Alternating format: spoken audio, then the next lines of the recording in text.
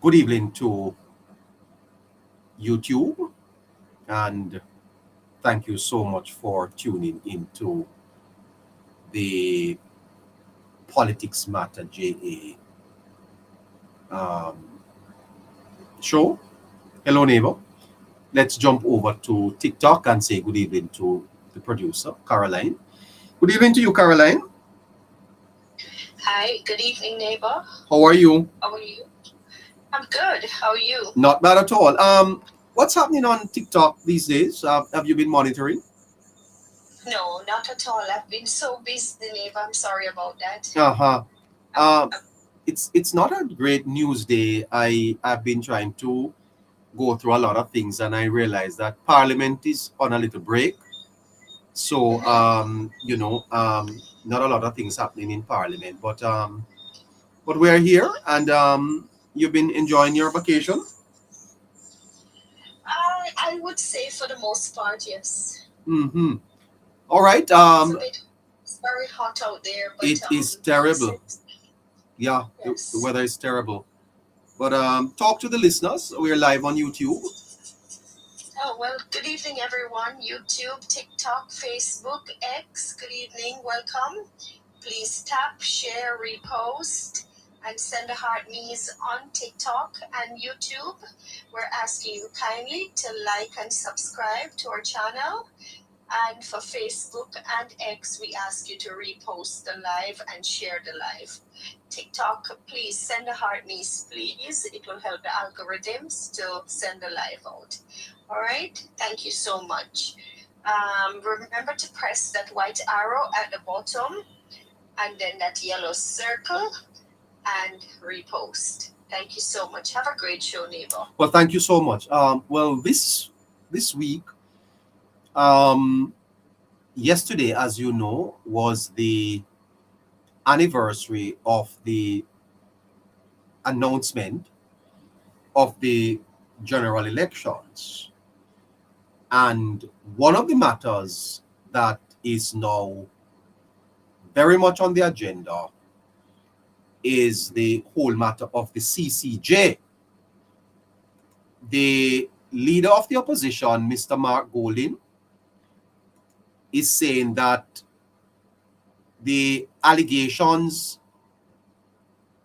coming out of the CCJ that the PNP is not swayed by the leaks.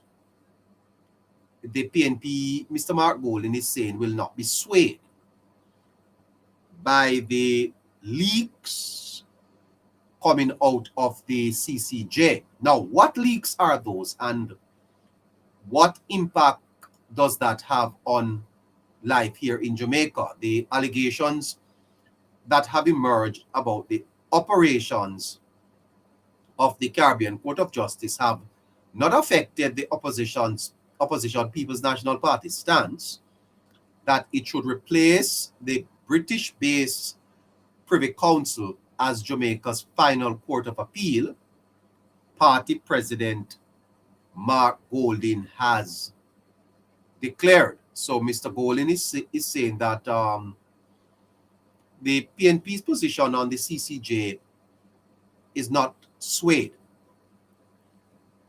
I am going to take you to Montego Bay as part of the Reflecting series, and I want you to listen to, I've done this before, but I think in the context of the argument for the CCJ, that that I should do this. Before I do that, though, let's listen to a couple of the news items surrounding that. The President of the Senate, King's Counsel Tom Tavares Finson, says it would be reckless to commit to the Caribbean Court of Justice as the final appellate court, given the turmoil currently gripping the regional tribunal. Here is Mr. Tavares Finson courtesy of Nationwide. The Trinidad Express newspaper reported earlier this week a series of allegations made by judges of the CCJ. These include allegations of dictatorial tendencies in the running of the court and a series of interpersonal conflicts. According to King's Counsel Tom Tavares Finson, it would be unusual for a court not to have interpersonal conflicts.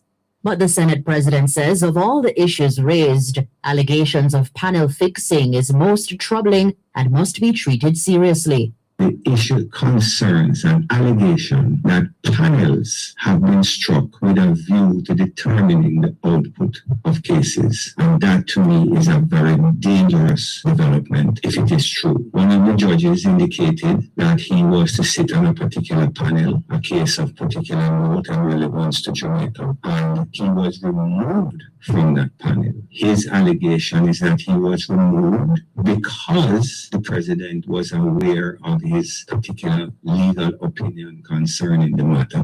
And he was replaced on that panel with no less a person than the president of the court himself. Now that is an extremely worrying issue. CCJ President Jamaican-born Winston Anderson has not directly responded to the allegations made by its membership. But Senator Tavares Finson says a public inquiry into the issues raised is necessary. Now, I do not see how this matter can be resolved without a public hearing, or indeed whether it can be resolved, because the judge has made a claim against the president, and it has very serious repercussions for the continued existence of that court. What is clear in my mind is that it would be extremely reckless for Jamaica to decide to join a court in which these interpersonal conflicts are raging, and in which there is an allegation that panels are being struck to determine the outcome of cases. For Jamaica to even consider joining such a court would be extremely reckless. Tavares Finson is calling out the opposition PNP for what he describes as drawing brakes on Jamaica becoming a republic because it insisted that the country must, at the same time, accept the CCJ as its final appellate court. He says the PNP should state clearly whether it maintains its position despite the turmoil which has gripped the regional court. Can we move forward to make Jamaica a republic, to make Jamaica the republic that Senator Donald Scott Martin spoke about in the Senate in the presence of the President of Ghana? Can we now move forward, or will the PNP continue to hold to the notion that we must join the CCJ before any such action can take place? Robian Williams for Nationwide News. All right, so there you have the response from the Jamaica Labour Party President of the Senate on the whole matter of the very, very concerning matters coming out of the CCJ, which is something that I'm going to be talking a little bit about with you this evening. The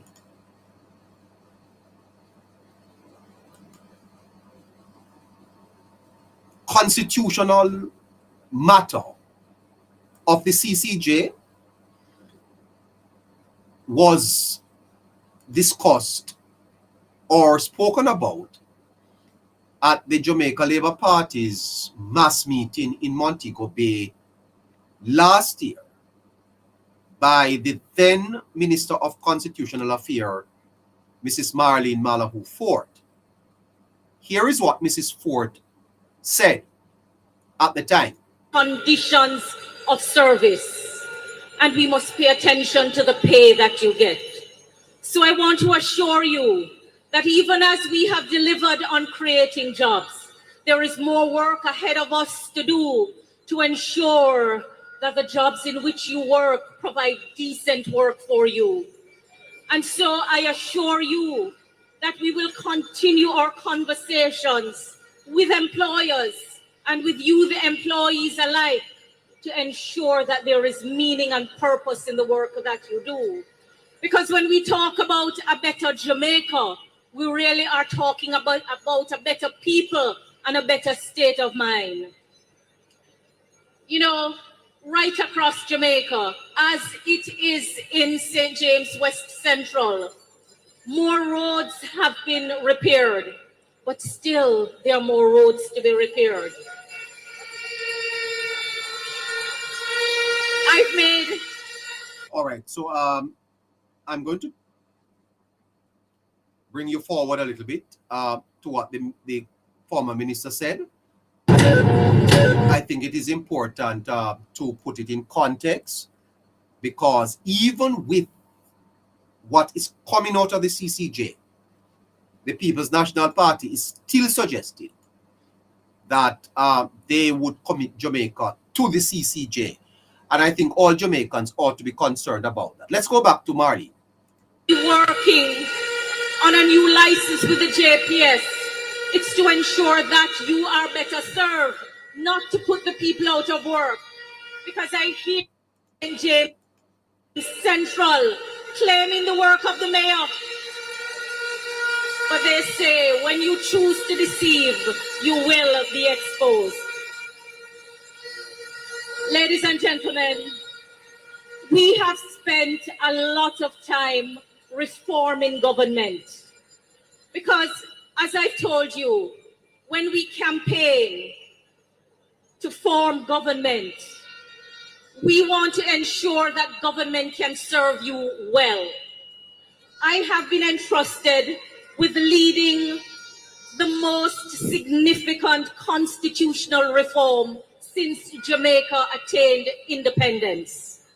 To say goodbye to the monarch, goodbye to the king, where our people cannot even visit freely.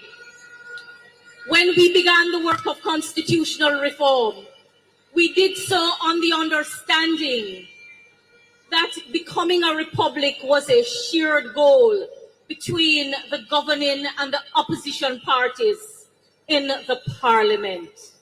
And we have spent a lot of time and a lot of resources investing in ensuring that our Jamaican identity can be brought to the fore, that we can have a Jamaican head of state who represents our Jamaicanness, who represents who we are as a people. And what do you know? The leader of the opposition has stood in the way of the change. Well, that is a very telling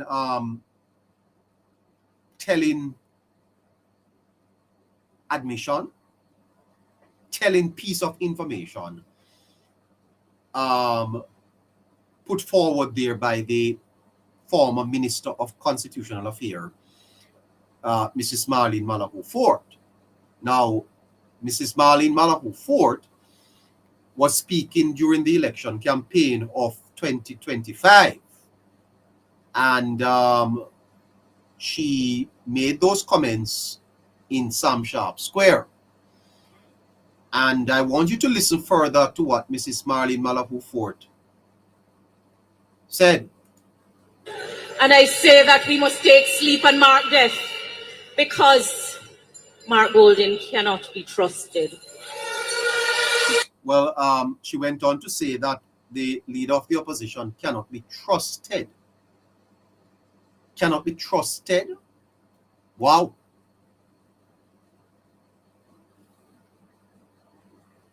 What is this that we are having here now? Because here we now have the... Before I go to that, the Bert Samuels, they call him a legal luminary. He's defending the adoption of the Caribbean Court of Justice as Jamaica's final appellate court. Now, what that means is that the Court of Appeal in Jamaica, there's one layer above that.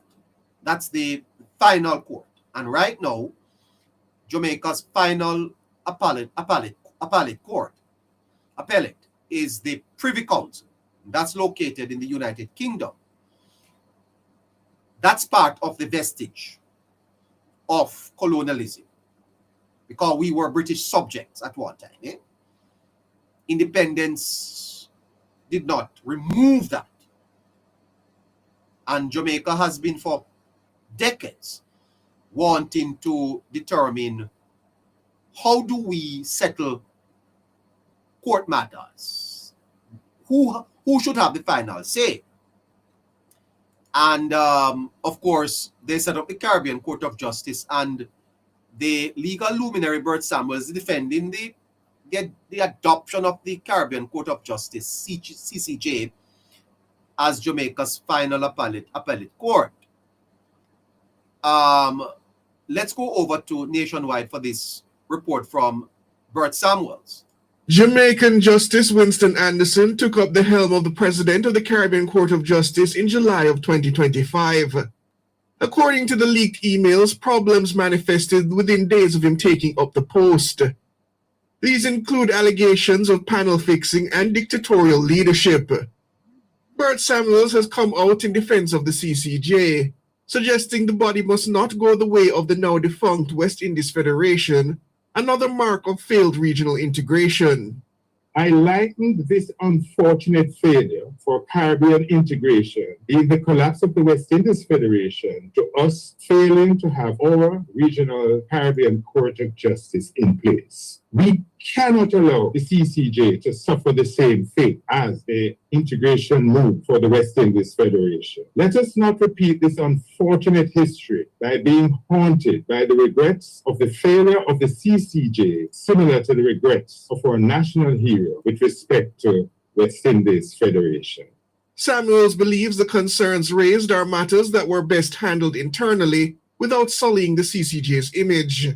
I'm deeply troubled that the leaked emails on issues which could have been resolved internally and which former Attorney General Malahou correctly said was a poor display of judgment on the part of whoever mischievously leaked the email. Unfortunate. This has become fodder for those anti-CCJ elements among us who at no time has there been any accusation touching and concerning the integrity of the president or the judges or the court's decision. According to Samuels, Jamaica should be ashamed that the adoption of the CCJ remains a matter of debate in 2026. In terms of allegations of trust and professionalism, he reminds Jamaicans that the Privy Council has not been without its own controversy. He points to the alleged rigging of a panel in order to get a desired ruling in terms of the legality of the death penalty, as outlined by former Privy Council Judge Lord Millett.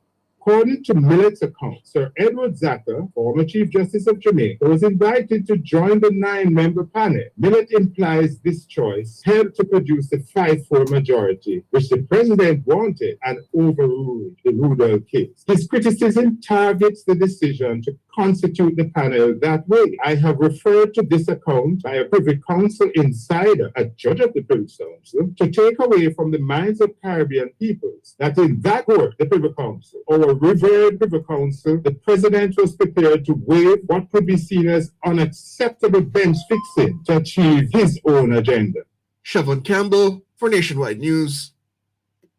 Okay, now I'm going to get to that and give you a little insight into it. But despite all that is happening, Mark Golding is saying in effect that the allegations do not change his judgment that the CCJ is the institution that should be Jamaica's final court of appeal.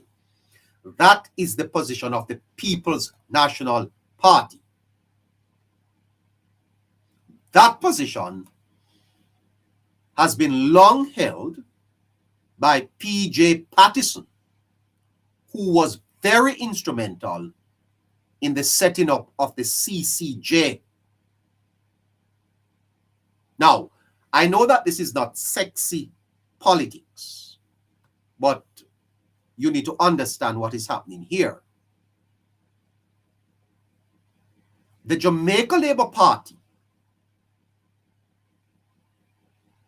from the days of Edward Seaga, producer, please remind me to introduce to my listeners the Charter of Fundamental Rights. I think I need to do a couple of programs on that. The Charter of Fundamental Rights that Eddie Seaga helped to champion. And you know, one of these days, I am going to personally go up to the National Hero Circle and carry a flowers and put it on Mr. Seaga's grave. And you young people listening need to understand that long after we are gone, I want you to never forget that name, Edward Philip George Seaga. He fought like Dickens for Jamaican poor people to have rights. You ever hear the word smaditization? That was coined by a professor at the university. I'm forgetting his name. He died. Rex Nettleford. Smaditization. Yeah, smaddy too. You know about the Bastard Act? Asking everyone to tap, share, repost, and to send a heart knees. And for YouTube, could you please like and subscribe? Thank you. You know about the Bastard Act? No bastard, no there again. This whole smaditization of Jamaica. And every Jamaican alive should. And you know, I think the Labour Party ought to do more to bring to the consciousness of Jamaicans how great Mr. Seaga was. As a matter of fact, the Jamaica Labour Party tend to produce great leaders, you know. Maybe it's because of their philosophical beliefs in the dignity of people. When you listen to, for example, the current Prime Minister speaking about dignity, the upliftment of the poor, what the PNP is about is patronage, you know. Chat. Then chat, not big chat. But they have not really done a great job at matching their chat with you know, their chat with. Let me play something for you. They have not done a good job at matching their chat with real serious uplifting of the poor. Listen to this. Floyd Green. Oh, I need to turn up the audio here. Give me a second. This is propaganda and poverty. The Labour Party is a party of ideas, action, and prosperity. When me done, me son look at me and say, Daddy, me did happy be a Labourite. Fundamental. And you know, there are some little controversies online about bloggers. And I would encourage the bloggers to focus. Focus. You know, government is 1 year in. Focus. Yeah? And don't get too distracted.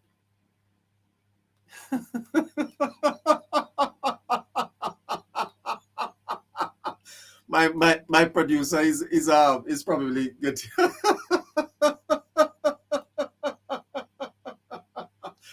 producer, don't mind me. You hear? Don't mind me. Yeah. Anyway. True around the country good. They want to come back in. It reminds me of a saying: nobody want to plant the corn, but everybody want to read the barn. The PNP will never read Jamaican barn again. Yeah, the PNP will never raid Jamaica barn again.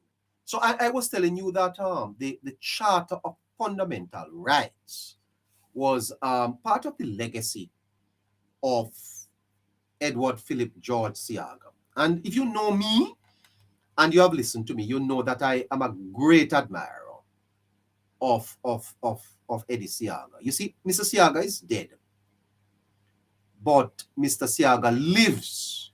I don't know if you know the word posthumous. Posthumous. Do you know in the Bible, you see, there was a prophet who died, and one day they were burying a man, and they let down the man into the grave of the dead man, the previously dead man, and the man came back to life when the man's body touched the bones of the prophet. The man came back to life. You know what is the lesson there? I bet you never tell me. Any one of my listeners can tell me that that lesson. Tell me, Ezekiel, tell me the lesson there, the theological lesson. And I would love you if you can use the theology and apply it sociologically. Tell me the lesson. I'm going to go to YouTube and see if any of my listeners can tell me the lesson there. There's a fundamental lesson that you can learn from that text, you know. Okay, thanks. Condolences to you and your family. Oh, sorry. Okay, no, it's not me. What's the story again? Yeah. So there's a prophet in the Bible who died, and they were burying him. But a man had died before, and his bones were white in the grave. And when they let down the prophet's body touched the bones of the man, and the man came back to life. What is the sociological message of the theology? Okay, because remember now, the Bible is not only a spiritual book, you know. The Bible is also a sociological book. It's a contemporary book, you know, for contemporary life. Okay, I'll tell you what it is. The message, you see, is that long after you are dead, your life can still give other people's life. People can live long after you're dead. So don't just live. Live so that years after you die, you are still living in people. And I can tell you that Edward Philip George Seaga is still living in Jamaica. He's a living legend. And to date, I would say that in the history of Jamaica, Mr. Seaga stands at the top as the greatest of all times in terms of the work he has done.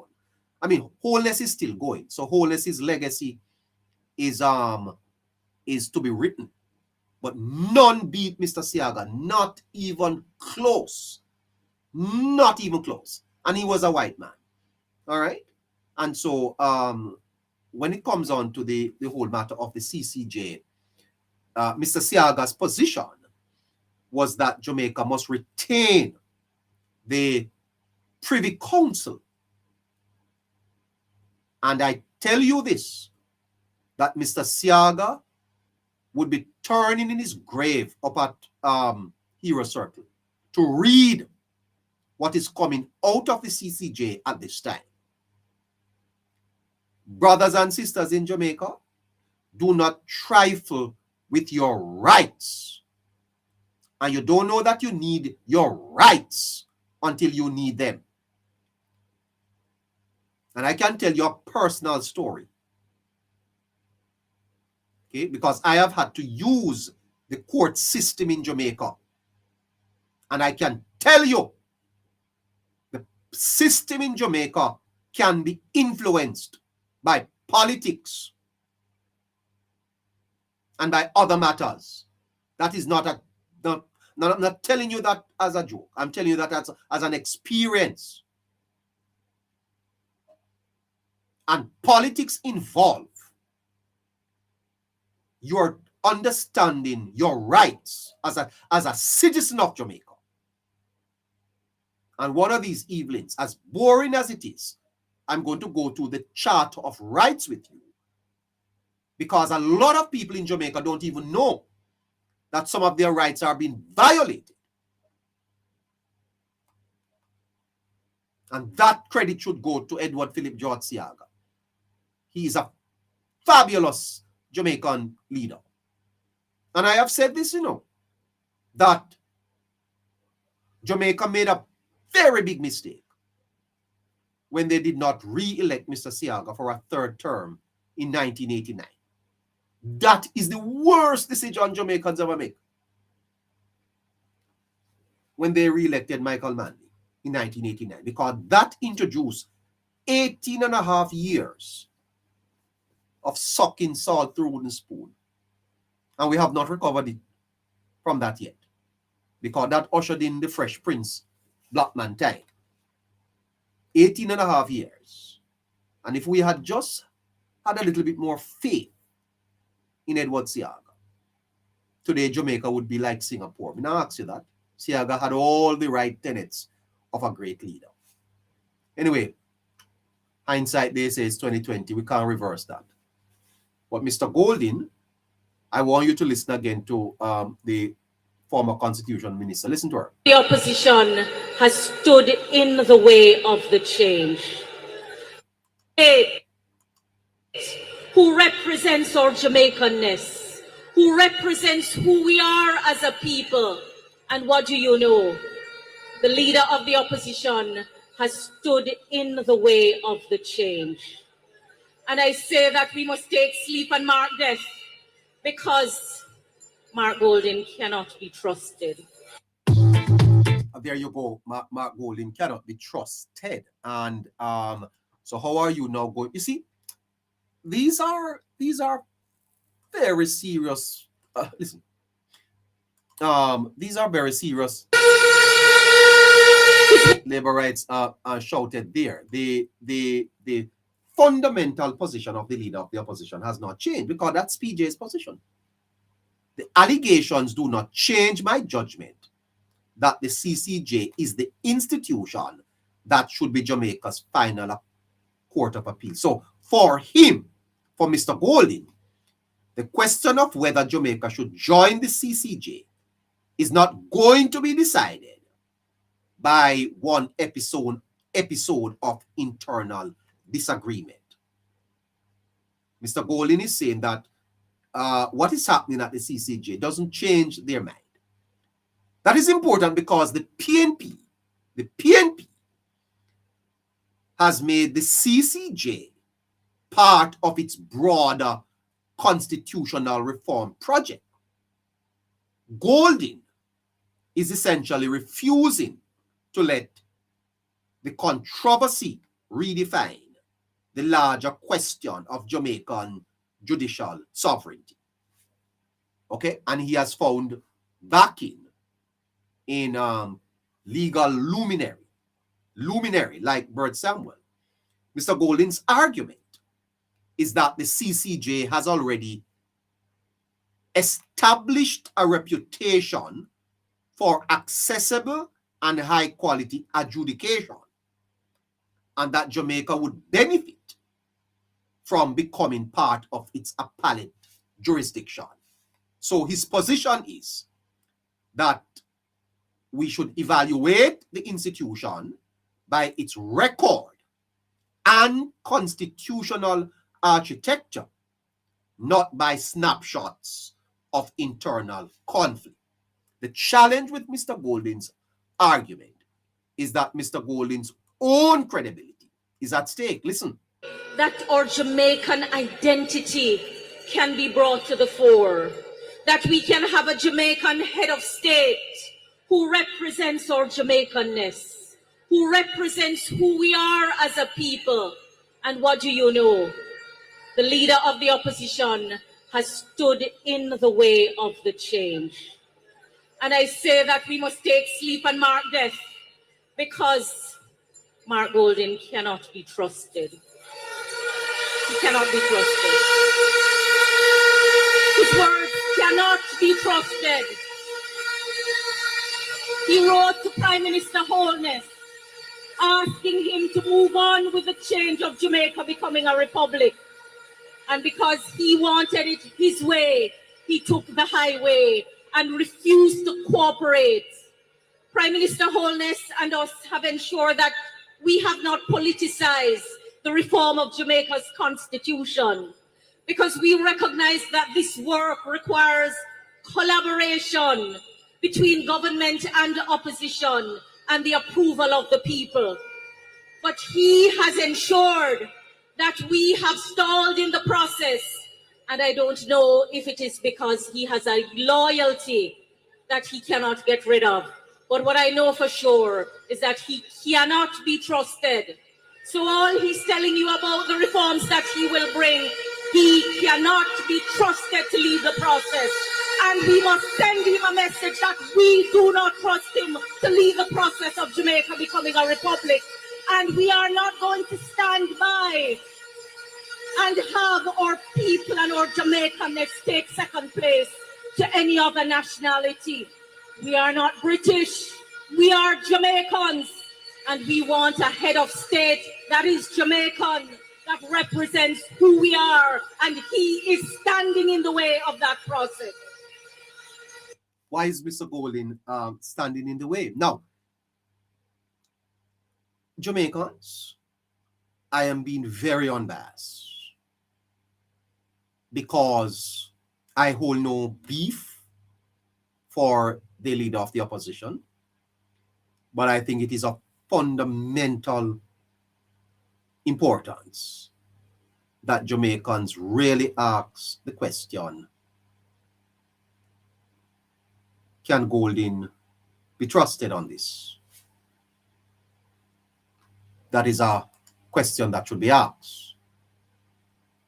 Golding takes an unusual position because rather than reading the leaked emails as evidence that the court is dysfunctional, he reads them almost in the opposite way. Mr. Golding sees evidence that judges feel sufficiently free to tell the president of the court, I disagree with you. That, to Golding, is potentially a sign of judicial independence. That is a very important distinction. And I'm telling you that for the leader of the opposition to come out this evening and suggest that the PNP is refusing to alter their position on the CCJ in light of what is coming out of the CCJ is very disappointing. You would have thought that the leader of the opposition would say, oh, let us pause and examine this some more. Imagine a court in which every judge simply agrees with the president. Imagine a court. That's not harmony. Or even if it means harmony, it would also mean fear, institutional pressure, personal dominance, or a lack of genuine independence. Golding is saying, don't mistake conflict for corruption. But a court is supposed to be a place where competing interpretations of law collide. And so what Mr. Golding is philosophically saying is that a healthy institution doesn't eliminate disagreement. It creates a safe structure within which disagreement can occur. And while that may be a powerful argument, there's a weakness in Mr. Golding's argument. And I'm going to point it out to you. There's a weakness in Mr. Golding's argument. Because there is a line that we have to be careful not to cross. Healthy disagreement is not the same as healthy institutional environment. The existence of opposing views is unquestionably normal in an appellate court. But the reported reference to a toxic environment raises a different question. You have to, Mr. Golding, distinguish between I strongly disagree with you and I cannot work safely or professionally with you. That's toxic environment that the people are talking about. Because when you say I strongly disagree, the first is that you are potentially that's potential evidence of judicial independence. But when you say I cannot work professionally with you, that's dysfunction. And we don't yet know what we're looking at. Why would Mr. Golding commit Jamaica to a dysfunctional court? Think about it, Jamaicans.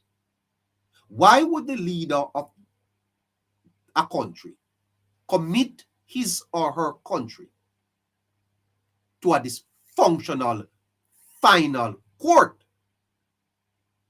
That is why Mr. Golding's interpretation is plausible, but it cannot be treated as established fact until the underlying allegations are properly examined. And look at leadership. Look at the leadership of the Jamaica Labour Party as pointed out by Tam Tavares Vincent today. They have called for a commission of inquiry.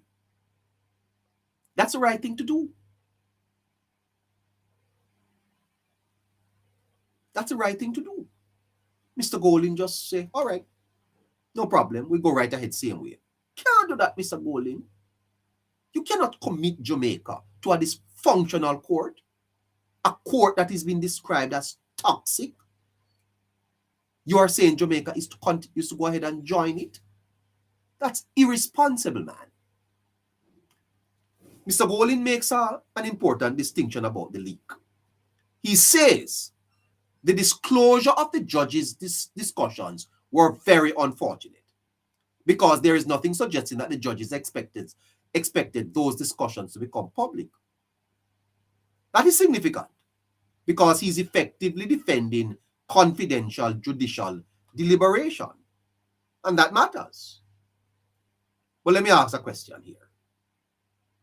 When leaks come out of the Integrity Commission, not the same Golding party that run with them. So how is Mr. Golding defending judicial deliberation as being confidential? And yet, when his party gets leaked out of the IC or alleged leaks, he allows them to run with it on political platform. Is that why Mrs. Marlene Malafu Fort is suggesting that Mr. Golding cannot be trusted?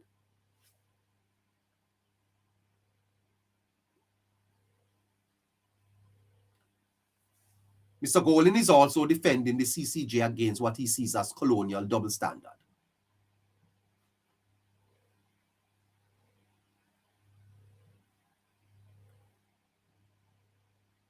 Golding doesn't explicitly use the language in the passage or in the article written by the Gleaner, you know. But Mr. Golding's position is this: that would we interpret an internal disagreement at the Privy Council in exactly the same way? Mr. Golding is asking whether or not, if there was a disagreement at the Privy Council, if it would be interpreted in the same way. In other words, if the British judges disagree strongly with one another, we generally call it judicial independence. But if Caribbean judges disagree strongly with one another, we are more likely to call it institutional dysfunction.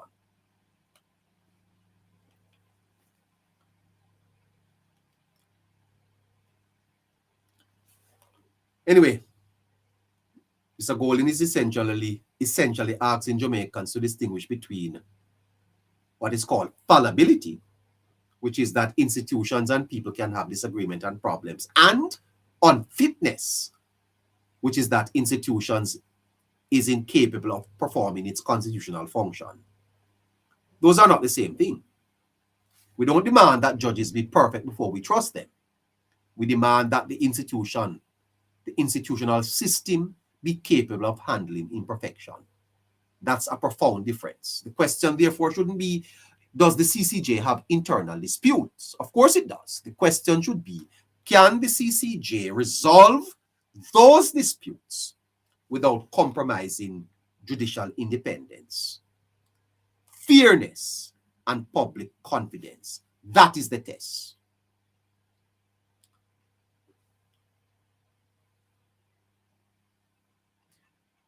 Anyway, this is much to cover in one program, and I probably will have to leave some of it until tomorrow. But the fact of the matter, you see, is that the disagreement between both the Jamaica Labour Party and the People's National Party is the whole matter of trust. There is something much bigger happening in Jamaica. It's a bigger debate that is to be had about the Caribbean Court of Justice. Because on the surface, the arguments seem straightforward. And it is simply, should Jamaica replace the Judicial Committee of the Privy Council with the Caribbean Court of Justice as our final court of appeal? That question has now become more complicated because allegations have emerged concerning the internal operations of the CCJ. Allegations about relationship among judges, the atmosphere within the court, and what has reportedly been a toxic environment. And although it is a leak, as the President of the Senate has said, it is something that requires investigation before Jamaica commits itself to this Caribbean court.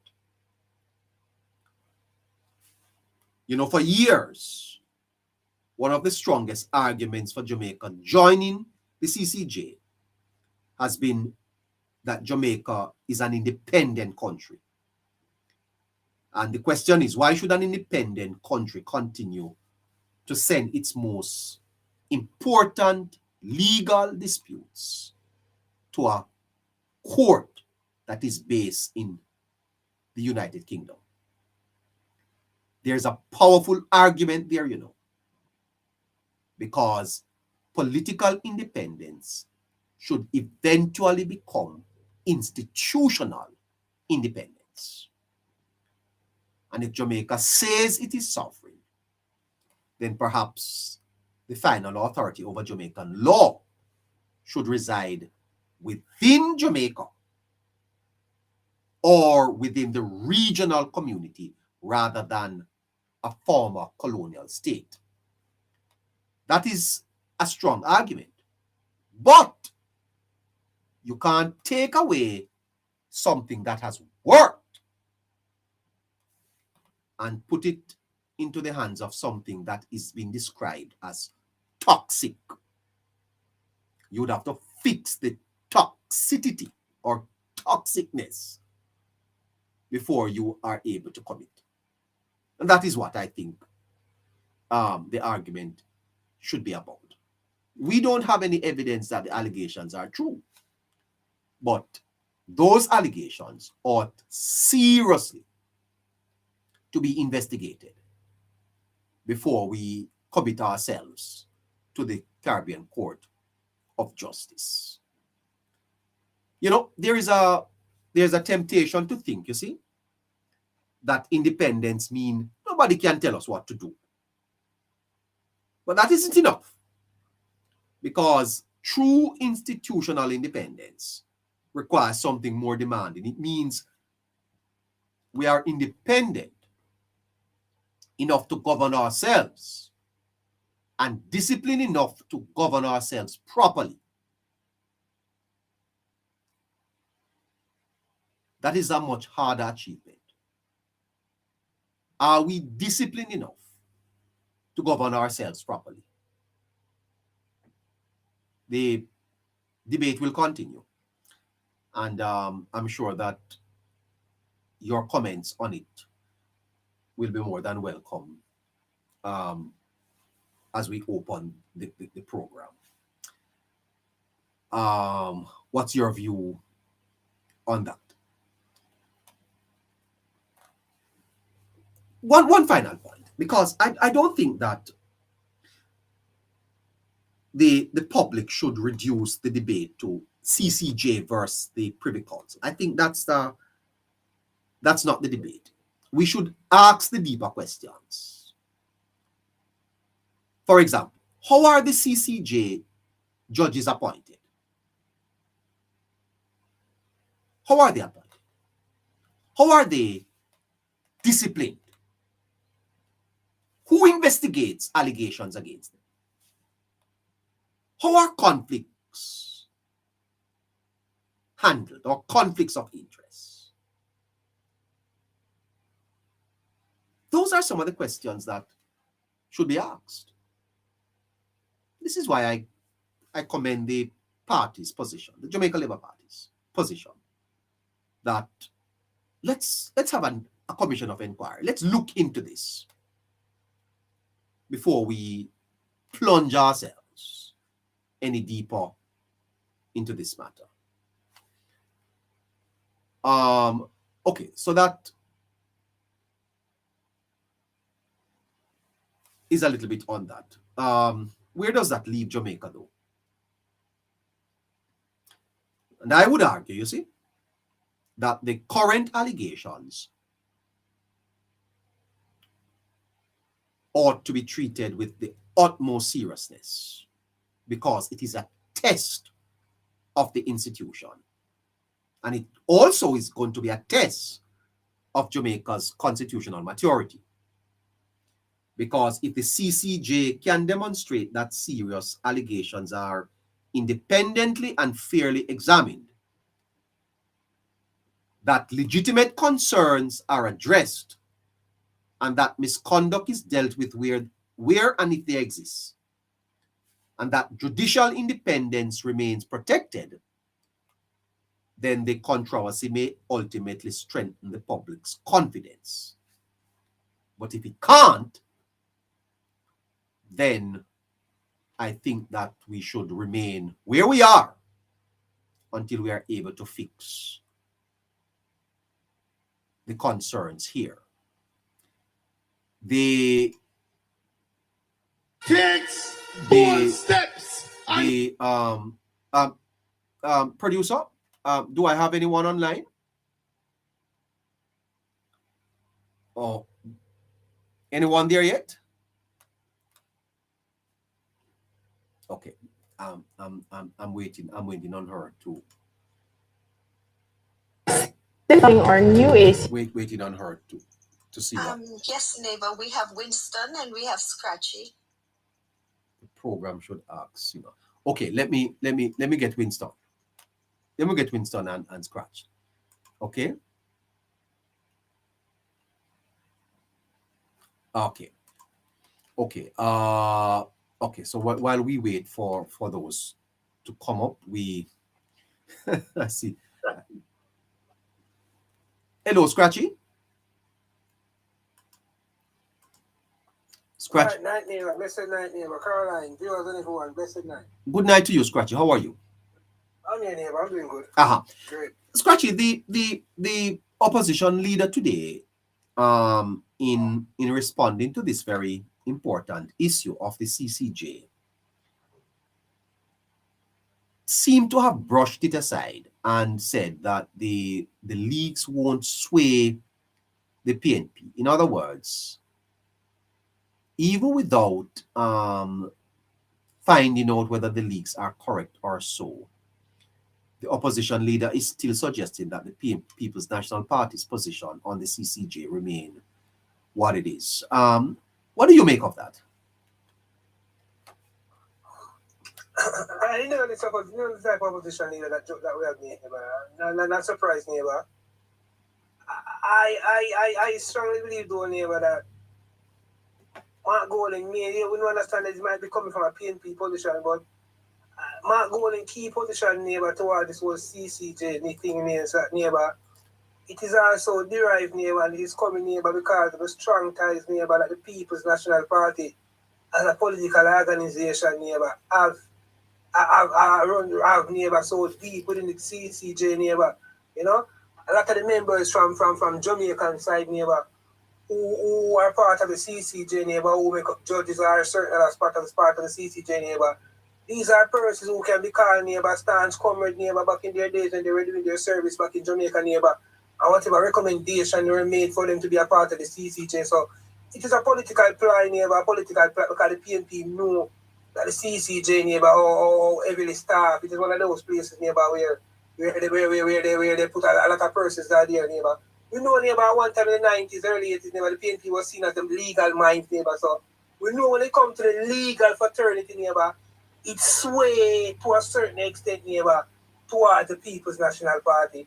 And that is why the People's National Party have this strong agenda, neighbor, of pushing Jamaica, neighbor, for the CCJ to be the final court, neighbor, because they know that if they should be government, neighbor, they would have some sway or some form of talk over that organization, neighbor, because of how in favor of them persons on the Jamaican side. And not just the Jamaican side, neither, neighbor. Because we know the Caribbean is, neighbor. The Caribbean take them side, and we know other person like Mia Matley came out and speaking about her loyalty towards the People's National Organization. So we know, neighbor, that from a political standpoint, neighbor, the CCJ, neighbor, whether we want to say it is independent or how we want to see it, neighbor, we know how the politics is, neighbor, in the Caribbean. And I don't think it should be our final court, neighbor. I don't think the CCJ, neighbor, is equipped, neighbor, to the real extent, neighbor, to be our final court. A lot of person might about Scratchy. How do you want us to move away from the British monarchy, but the British monarchy still having the final say as our final court? And my reason for what I would say, neighbor, is that I believe, neighbor, you can correct me if I'm wrong. The British, neighbor, is who we gain our independence from. And I also believe that our constitution, neighbor, mirrors the British constitution as well. The formation of our constitution, our parliamentary system, it mirrors the British system. I don't think Britain has a constitution. No, not a constitution, but a written one. Our rules, right? Certain things, neighbor, that we have, it mirrors what they have as well, neighbor. Uh-huh. They play a critical role in our constitution as far going forward. So I would definitely say, neighbor, that I would have a problem, neighbor, if they are the final say, despite we moving away from the monarch, because I believe that they have the necessary, they are more advanced than us, neighbor. Their system, neighbor, is more broad and wider than us. And the truth of the matter is that they are less open to corruption and influence. That is the main thing, neighbor. They are less open to corruption, neighbor. They are less open to biasness and stuff like that, neighbor. So the only problem I might have with neighbor is that person might be saying that it is very expensive to really push the case. It's not accessible to many Jamaicans, and that's just the truth. Yes, it's not accessible to many Jamaicans, neighbor.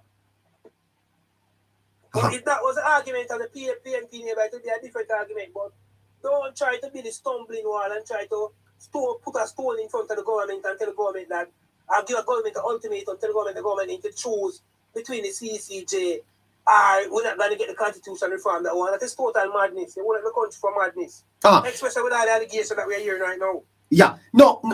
There's something to be said here, Scratchy, about leadership, because if we are to commit ourselves to the Caribbean Court of Justice, even eventually, what we are hearing that the court is toxic, and at this point, the Jamaica Labour Party, through its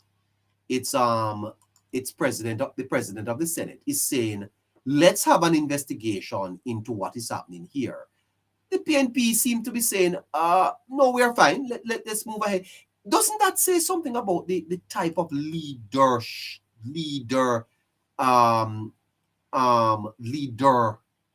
Mr. Mark Golding is, that he is committing Jamaica to a process without even investigating? I want you to listen to Mr. Tom Tavares Finson. Listen to him. Listen to Tom. The Trinidad Express newspaper reported earlier this week a series of allegations made by judges of the CCJ. These include allegations of dictatorial tendencies in the running of the court and a series of interpersonal conflicts.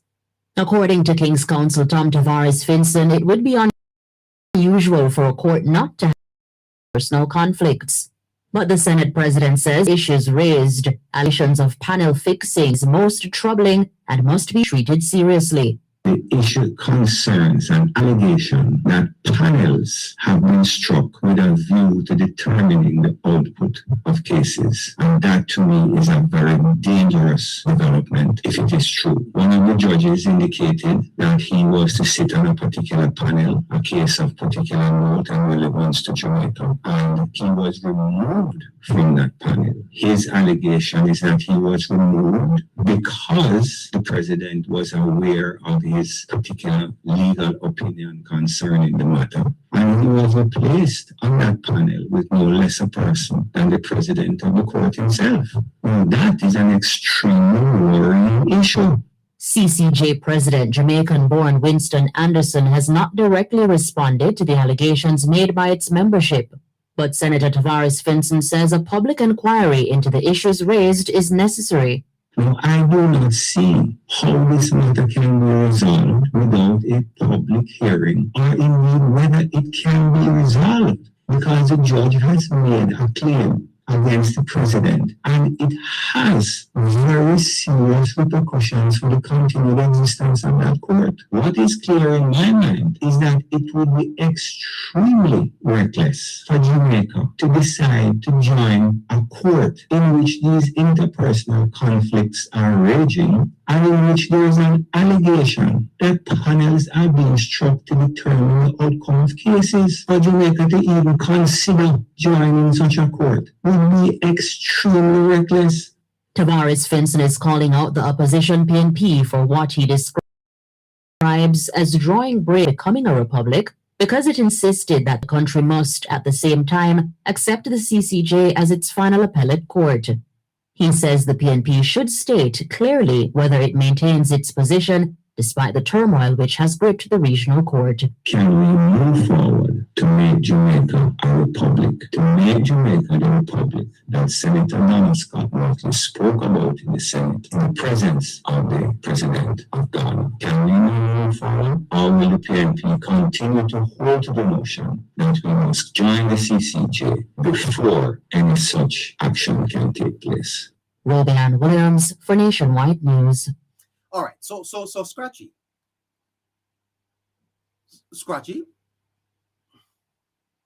Yeah, I'm hearing you. I'm hearing you. So the PNP's position is that Jamaica must join the CCJ before it will support the further constitutional reforms necessary for Jamaica to become a republic. But the CCJ, Scratchy, is not looking like a court that we should join. So then we are stuck in a real dilemma here, Scratchy, because if the PNP is not changing their position, then what is Jamaica going to do? Exactly, neighbor. That's why one of the options that the government was weighing, neighbor, what was a referendum, neighbor, to go to the people, neighbor, to ask the people, neighbor, where should be the final court if the PNP continue to hold up, neighbor, the constitution reform, because this is so important, neighbor. Constitution reform is so important. And in all of this, neighbor, you have to ask yourself, what is so important about the CCJ to the PNP? Why the PNP definitely want to go to want CCJ to be our final court? It is because there is the ability for that court to be manipulated by the PNP. That's why they're pushing it. If you look at even the lawyers, neighbor, across Jamaica, who are calling for the CCJ to be our final court, neighbor. These are lawyers, neighbor, who without a doubt, neighbor, them don't hide the comradness that is in them, neighbor. They are support the People's National Party. So it clearly shows us, neighbor. You mean like the luminary birth? Exactly, neighbor. All of these lawyers who are calling for the CCJ to be our final court, neighbor, they have some entanglement with the PNP, neighbor. They support the PNP in some way, shape, or form. So it begs us now to ask ourselves, what it is about the CCJ that entices the PNP and its surrogate in the law fraternity that support them so much. It is easily for it to be manipulated by them because it is persons who were recommended by them. It is persons who they share some form of interest with, neighbor. Is a member or a part of the CCJ. CCJ cannot be our final court. And the final thing I want to say, not the final, but the main thing I want to say, neighbor, is we will. Neighbor is bigger than the Caribbean. Tells you. Okay, so let me ask you again. So Mark Golding, the PNP's position is that Jamaica is to join the CCJ, but scratchy. What we are hearing is that the CCJ is toxic. So why are we to join an organization that is toxic? And why would the PNP be committing Jamaica to this organization when it is toxic? Why not at least ask for an investigation that this be fixed before committing us to join? I don't understand why. Yeah, but they are not going to do that, neighbor. The PNP, neighbor, strive, neighbor, in toxicity, neighbor. They strive in toxic environment, neighbor. Every single thing that the PNP advance and striving has to do with some form of toxicity, neighbor. So that is why you see the PNP, neighbor. They're not going to come and ask an investigation. They're not going to come and try to tamper down with them statement, neighbor. So, okay, let's wait and see what is going on and we might blunder, whatever. They're not going to do that, neighbor. They're the type of leader that they have, neighbor. They are going to continue to be strong and strong. So, this is the type of PNP that we have managed to know. So this is the new PNP, this type of PNP that we expect with Mark Golding type of leadership, neighbor. In a situation like this, with these serious allegations, neighbor, you're not expect an opposition leader, neighbor, to come out, neighbor, and be so blatant, neighbor, with the words that Mark Golding choose to come out with, neighbor. You don't expect an opposition leader, neighbor, that try to be more cautious. I am saying that, yes. In his statement, in a time like bold steps. Sorry, go ahead. Yeah. More guided and stuff like that, neighbor. But we didn't see that from Mark Golding, and we have grown to know and understand that this is Mark Golding and the type of leadership that we get from Mark Golding, neighbor. And it's just, neighbor, I am very happy. I don't, as I said, I can say what I want to say, neighbor. I want no political office, and I want no office, so nobody can ask me to resign, neighbor. I am glad, neighbor, that this allegation about the CCJ came to light, neighbor. I think it kind of worked, neighbor. In the government way, neighbor, with the government, neighbor, all along with the government didn't want us to be a part of the CCJ. So that a person who didn't understand it, I would never used to hear about the CCJ, neighbor, now, get a first-hand view and a first-hand understanding, neighbor, of what the CCJ is really about with all these allegations that we are now hearing. So I'm happy, neighbor, that this allegation come out, neighbor. And this will definitely work in the best interest of the government, neighbor. When the government choose to go to a referendum, or the PNP choose to back down, neighbor, and let our final court, neighbor, continue to be in the English, neighbor, territory. Okay. Let me go over to Chops Media. Chops Media, good evening. Greetings, sir. Chops Media, the Jamaica Labour Party, through its. Just a second. 1 second. Okay. Yeah. So we have Chops Media with us, on Politics Matter Jamaica, the Hello Neighbor show. 26 minutes after 8:00. Are you there now, sir?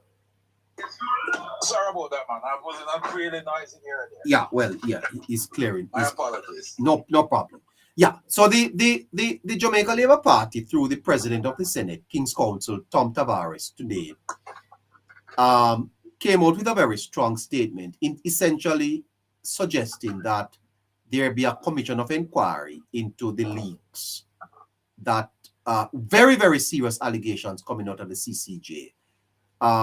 Something I would commend the party for. But at the same time, Chops, Mr. Golding told the Gleaner that the email cited by the Trinidad and Tobago Express newspaper, the Sunday Express, disclose an internal environment in which the judges feel free to express their independent and unopposing views forthrightly to the President of the Senate. And he argued that such healthy openness in expressing contested opinions is a sound basis upon which a strong judicial institution has been built. Do you agree with Mr. Golding that this suggests soundness and strong institutional internal favor? Or do you think that it is a matter that should be investigated, as Tom Tavares is saying? What Mr. Golding says is a total hogwash. I mean, how can you have an institution to the level of the final appellate court that decides the future of someone or an individual or a company or whomever sits before them with an allegation that there is fixing of panels? Yeah. And you want to brush just aside and to liken that to being strong? What nonsense? What nonsense? I mean, come on, man. Yeah. Well, Chops, here is the alternative Prime Minister of Jamaica. Let's take him in that context, in that regard. And Jamaica is to join this. Well, there is a strong debate. It's a very political debate too. Jamaica has actually been talking about this for years. And let's say the government was even considering joining the CCJ. Wouldn't you expect that the alternative Prime Minister would pause to say, okay, guys, now that these allegations have come out of the CCJ, we cannot commit our country to this institution without getting the facts or without an investigation? Wouldn't you think that is leadership? That's what good leaders would do, but are we talking about Mark Golding here? We are talking about the alternative Prime Minister. Which is Mark Golding. Yes. And I'm saying to you that that for me is quite reckless from Golding. Absolutely reckless, sir. I mean, just think about the context in which he would have made those comments, yeah? An institution that is supposed to be held at the highest level. We're talking about our final appellate court here, right? This, as you said before, this is a heavily politicized conversation that has been going on. And it's just recently that we spoke about it when you had Dr. Nadine Spence on here. And we talk about the PNPs inserting individuals into the CRC specifically to stop certain things I'm going through. And one of the things that they used to stop the CRC was twinning it with us joining the CCJ. You know, with these revelations, neighbor, if I were to be an advisor to the Prime Minister for 24 hours, one of the first things I would do is to ask him to write a letter to the Governor General and just withdraw whatever support we have with the CCJ, because I gather that because Jamaica funds the court significantly. Right? I ought to withdraw our support forthwith. Because, look, one of the fears that the JLP had over the years in joining the CCJ is the very same thing that came out in these affidavit or emails. Yeah? Because we are always fearful that the judicial system is so manipulated by PNP operatives that even the Caribbean Court of Appeal would be open to corruption. No, we were never ever saying this on any basis of evidence. Correct. I had certainly had this position for a long time, but it was never supported by evidence. Yes. So I've always been prepared to give the benefit of the doubt to the organization. A matter of fact, recently when Bruce Golding made certain comments about the ratio of cases that went through the CCJ and how thorough the findings and the writings were, I was prepared to say, you know what?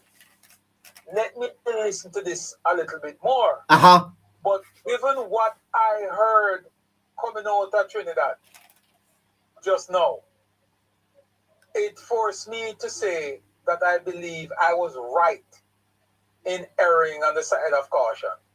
The CCJ cannot and should not be Jamaica's final court for simple fact that it is prone to corruption.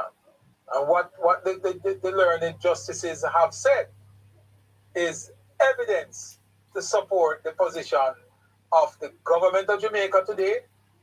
Well, and let me not say the government, but the PNP, the JLP government, who supports the final court to be that of London and not of CCJ. I believe that these revelations strengthen the JLP position that we cannot have the CCJ as our final appellate court. It would be better for us to either one of two things: stick with the Privy Council in London, or have a final court here in Jamaica. Now, having a final court in Jamaica. Before you speak to me about that, discuss for me the argument that the final court being in the United Kingdom puts it out of the reach of many Jamaicans, and that is a solid argument. Not true. It's a figment of our imagination, and it is a lack of knowledge. One of the things that people must understand is that the Privy Council also is a remote court. In recent times, yeah. Yes, because that criticism was leveled at them for many years, and they have since then made the adjustment to make the Privy Council. In other words, you don't have to travel to UK. No. You can hear the case online. Absolutely. So it comes to you pretty much. So that cost that used to be associated with getting a matter before the Privy Council is no longer a deterrent. Yeah. So that problem has been solved. Yeah.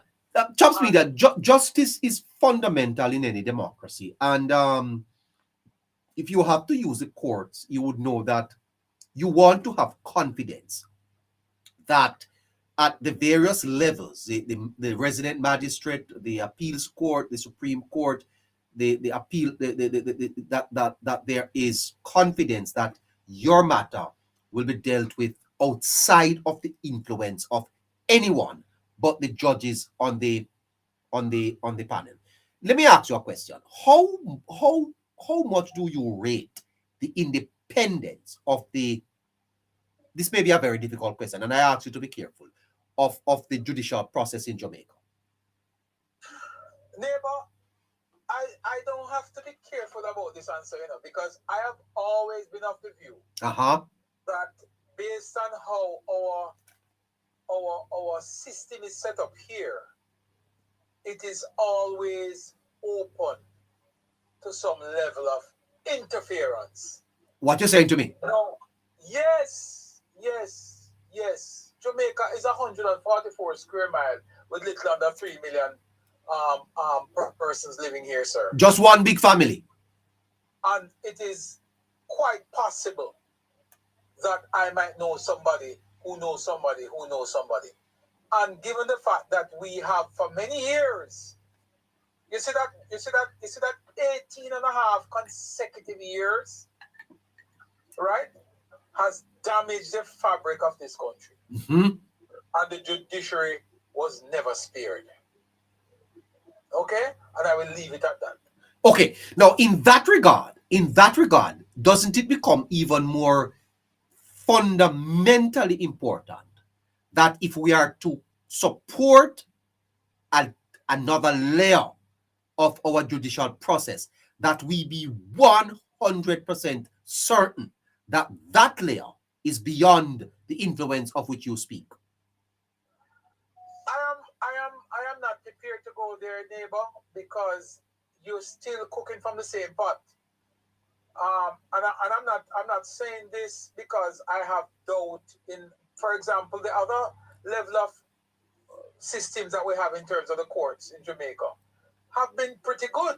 If you look at some of the cases that have gone to the Privy Council, a lot of them rule in favor of the local court, to not overturn, but to uphold what the local court would have done.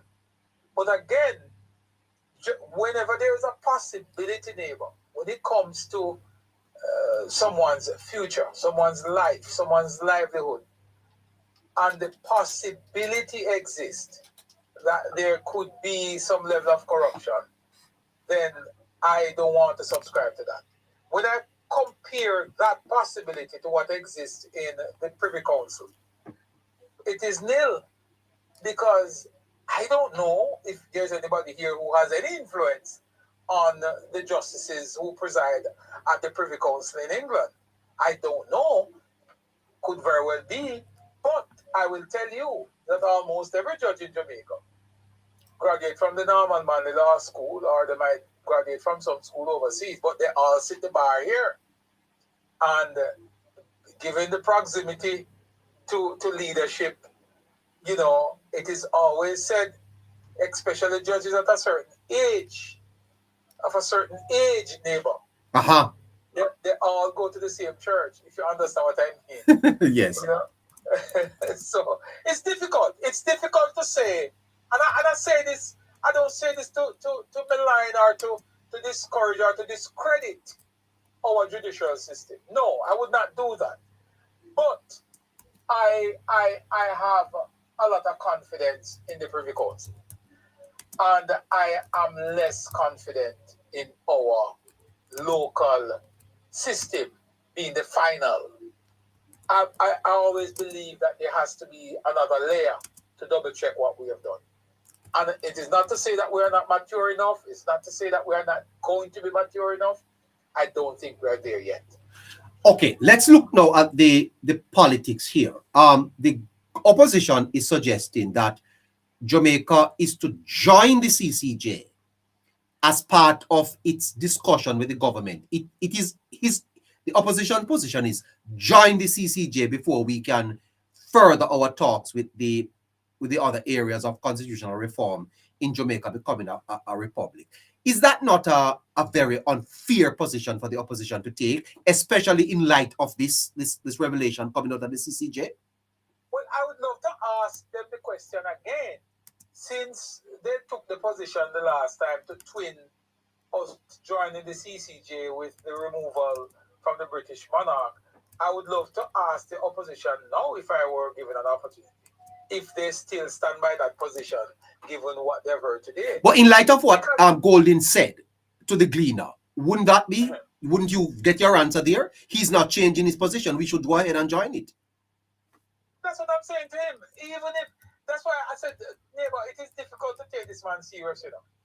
And I know you refer to him as the alternative prime minister for Jamaica, but that's not impossible, but it is highly improbable. Well, but let's look at it though. If you have a situation like this, and you carefully coined it earlier, if you take a position like the PNP has taken with the CCJ versus Privy Council, and you hold steadfast to your position, but here comes a revelation that 5 out of 6 judges, or 6 out of 7 judges, take a position that expose the CCJ as being possibly corrupt. And you would, as a leader, still hold steadfast to your position on that issue. Then it means that you're not reading the room. It means that you're not understanding what is happening out there. And I think that is poor for a leader. The speed at which Golden spoke on this matter, greater than the speed at which he spoke about the leak voice note coming out of the PNP. At that time, he took 7 days or so to come to a position on this. This sounds like Golden's position, or does it sound like consulting with members of the PNP and coming out with this position?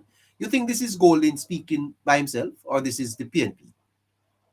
I don't think, you know, neighbor, it is sad to say, I don't know if Mark Golden is speaking for the PNP, or he's just echoing his own opinion. Because this could never be a collective position, because there has to be persons within the PNP who are logical thinkers and who should be able to say to the leader that, look, man, we cannot take this position in light of what is staring us in the face. Yes, or step back a little. Step back a little. Yes. Somebody must be there to say, no, too quick. Let us just hold our horses for a minute.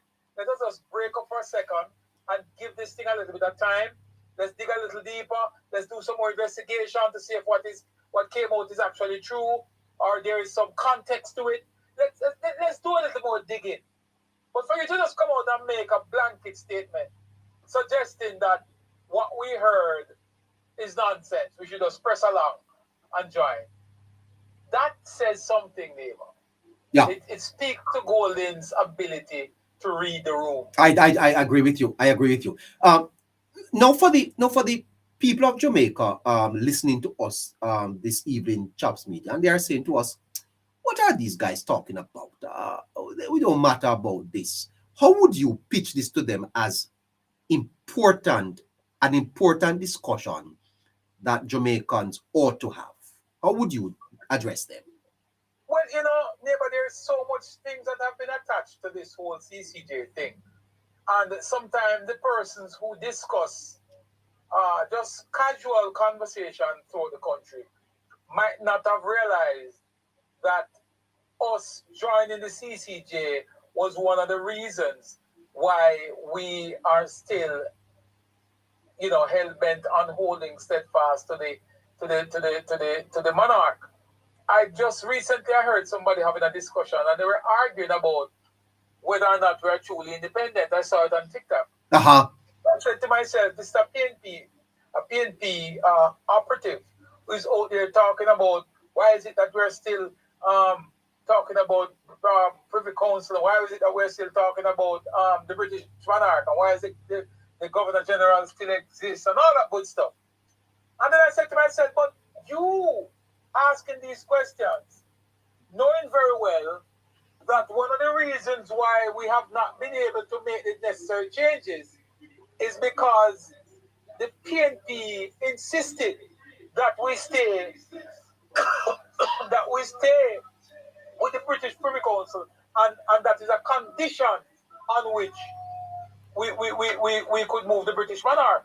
So people did not associate, and what I'm trying to say to you, neighbor, is that the simplest of discussions throughout Jamaica sometimes have serious connections to the decision that the PNP took to stymie or to stall the negotiation to remove us from the British monarch.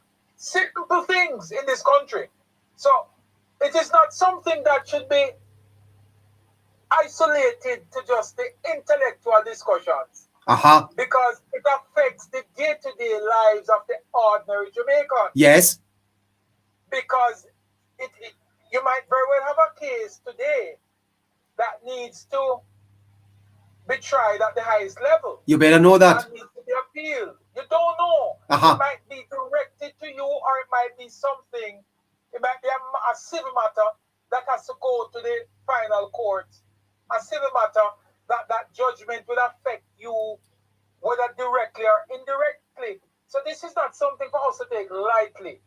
It is a significant development, and the ordinary Jamaicans, we here, neighbor, on programs like yours and others on social media, must spend the time to break this down to the common multiple so the average Jamaicans can understand what are we talking about, why is this important to everybody, and why we should say to the PNP that you must reconsider your position in light of what we heard, and you must now come to the conclusion that the Caribbean Court of Justice should not and cannot be our final court at this time. Okay.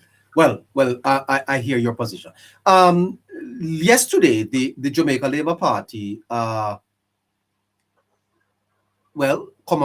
celebrate, whatever. 1 year since the elections of 2025 were called, which saw the party winning a unprecedented third term. How is the party doing, Chops? You know, as a political party, I think we have a lot to be proud And I'm of. talking about the I'm talking about the government, not talking about the government now. I am asking about the party. How is the party doing? You're talking about the government. The, You're talking about the party. the party. Right. And I'm saying to you, as a political party, I think we have a lot to be proud of. Uh-huh. It is the Jamaica Labour Party that actually provided Jamaica with an opportunity to be proud. It is the Jamaica Labour Party that forms government. Yes. The government didn't just come to thin air. It is the success Uh-huh. of the Jamaica Labour Party that won an unprecedented third term. Uh-huh. It is the Jamaica Labour Party that I witnessed in the last election spent more money on making sure that their candidates were well suited and fitted to contest an election. It is the Jamaica Labour Party philosophy, and I wouldn't say ideology because we're not an ideological party, but it is the Jamaica Labour Party's thinking that is now championing throughout the government. And it is what the Jamaica Labour Party stands for that the government is actually pursuing today. It is the manifesto of the Jamaica Labour Party that the government is using now to change the lives of so many Jamaicans. I believe that the party today, neighbor, is in very, very good state. What you saying to me? I believe they're in very good state. Uh-huh. Yes, like you think the party is has strengthened its position since the election of 2025? Well, let me put that in some context for you, because I will not sit here and tell you that the party is perfect and everything are in order. No, there are issues. There are things that needs to be strengthened. The political party as it stands now, unlike most political parties, tends to be a little bit dormant whenever they're coming out of an election and within the first 2 years of governance. It usually takes beyond the midterm for political parties to get back into active gear. Perhaps that's not the best thing to happen, but unfortunately, it is the reality of how politics work, not just in Jamaica, but in other countries also. So right now, the politics within the JLP is not as hot as it ought to be, but that doesn't say that we are not, active enough to make sure that the information and the success of the government is echoed throughout Jamaica. So all in all, to answer your question, yes, I think we are doing exceptionally well. There are little areas that we need to tighten up, and I believe that the discussions have been had, the recommendations have been suggested, and the plan of action, I believe, is being worked out. So no doubt, within very short order, I'm expecting to see a lot of political activities, not necessarily government, because make no mistake about it, neighbor, Scratchy and others. The government have been successful in highlighting to the Jamaican people what it is that they are doing. There's no shortage of that. I think every Jamaican in every nook and cranny have a very good idea of some of the things, if not most of the things, that the government is doing. Yeah, there is no question that the Jamaica Labour Party, and I'm still on the party, have done something about its communication. There's no question about it that it has improved. Is that a deliberate assessment that the party made about communication and has done things to strengthen its communication? And would you want to speak too about the power of the online presence? And I'm speaking now of bloggers and vloggers, and how are they doing in carrying the party's message? One of the biggest challenges that the Jamaica Labour Party has faced over the last 2 years, and I'm speaking as somebody who who sat on the party's communication task force for quite a few years. One of the challenges that the party faces is control of social media operatives. Control. It is a very difficult. Somebody. Yeah. Yeah. It is a very difficult environment in which to stamp authority or to. But I don't think that is even possible that you can control what people say here on social media. Precisely. Uh-huh. So the party will have to really and truly hope and pray that by virtue of what they are doing, that the public and the operatives on social media will buy into what they're doing and will take it up and move with it. Because the party will never be able to get people to, in other words, for example, if you were to buy an ad on the Hello Neighbor show and pay Hello Neighbor $2,500 US to air an advertisement for them to talk about how good the government is doing. They're not going to do that. No. And again, so in terms of social media, neighbor, it is always a serious challenge. And I've been through that fight in terms of trying to convince our party to take up social media. And don't rest assured, I have gone that route already, neighbor. What you saying to me? I tried. I've gone that route already. I've tried to convince our leadership to give some semblance of leadership to social media. But it is a difficult task. Yes. It is a very, very difficult task. So it is very difficult for us to even own some of the individuals on social media. It is difficult for the party to say, Hello Neighbor is one of our guys. Or Chops Media is one of our guys. It's difficult. Well. Today,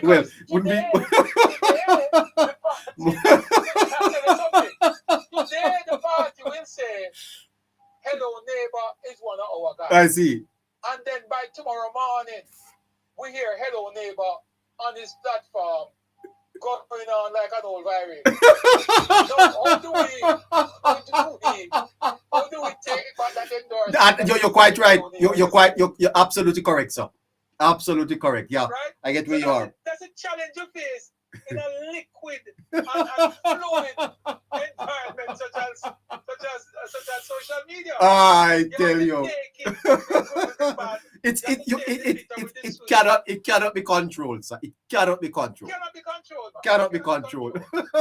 I want you to listen. I want you to listen to the Prime Minister though. And I want you to comment on this because use the taxpayers' funds in an accountable manner to raise the dignity of the people and to raise the dignity of the nation, one house at a time. We will not stand and allow falsehoods, misrepresentations, downright lies, and mischief to lead this country astray. This government is committed to communicate with the people of Jamaica on every issue, on every falsehood, and every false claim. We will be toe-to-toe responding. And we're going to step up our response as well, because some of what is said borders on inciting violence. Much of what is said is also illegal and unlawful under Jamaican law, and we intend to prosecute those persons who break the law in this. The nation is at risk if we do not act. We cannot. There you have the Prime Minister. I remember when the Prime Minister went to the West and said that declared war. Yes. The Prime Minister is here very concerned, Chops Media, and as the government looks at 1 year in office, the Prime Minister is now saying the government is going to be responding, very, very, very forcefully. And he's also threatening that people could be prosecuted. I've heard that there are concerns about that. What is the Prime Minister speaking about here when he says that people are going to be maybe prosecuted? Well, you see, the Prime Minister is speaking and is saying what a lot of us wants to hear. Yeah. Because for too long, I believe persons have just allowed for misinformation to be a part of the to normalize misinformation, right? Mm-hmm. I think that's what has happened over the years. So because misinformation has become so normal, it almost becomes like it's facts. Yes. Because the correct information is not as aggressive as the false information. Yes. Yeah, people buy into it more.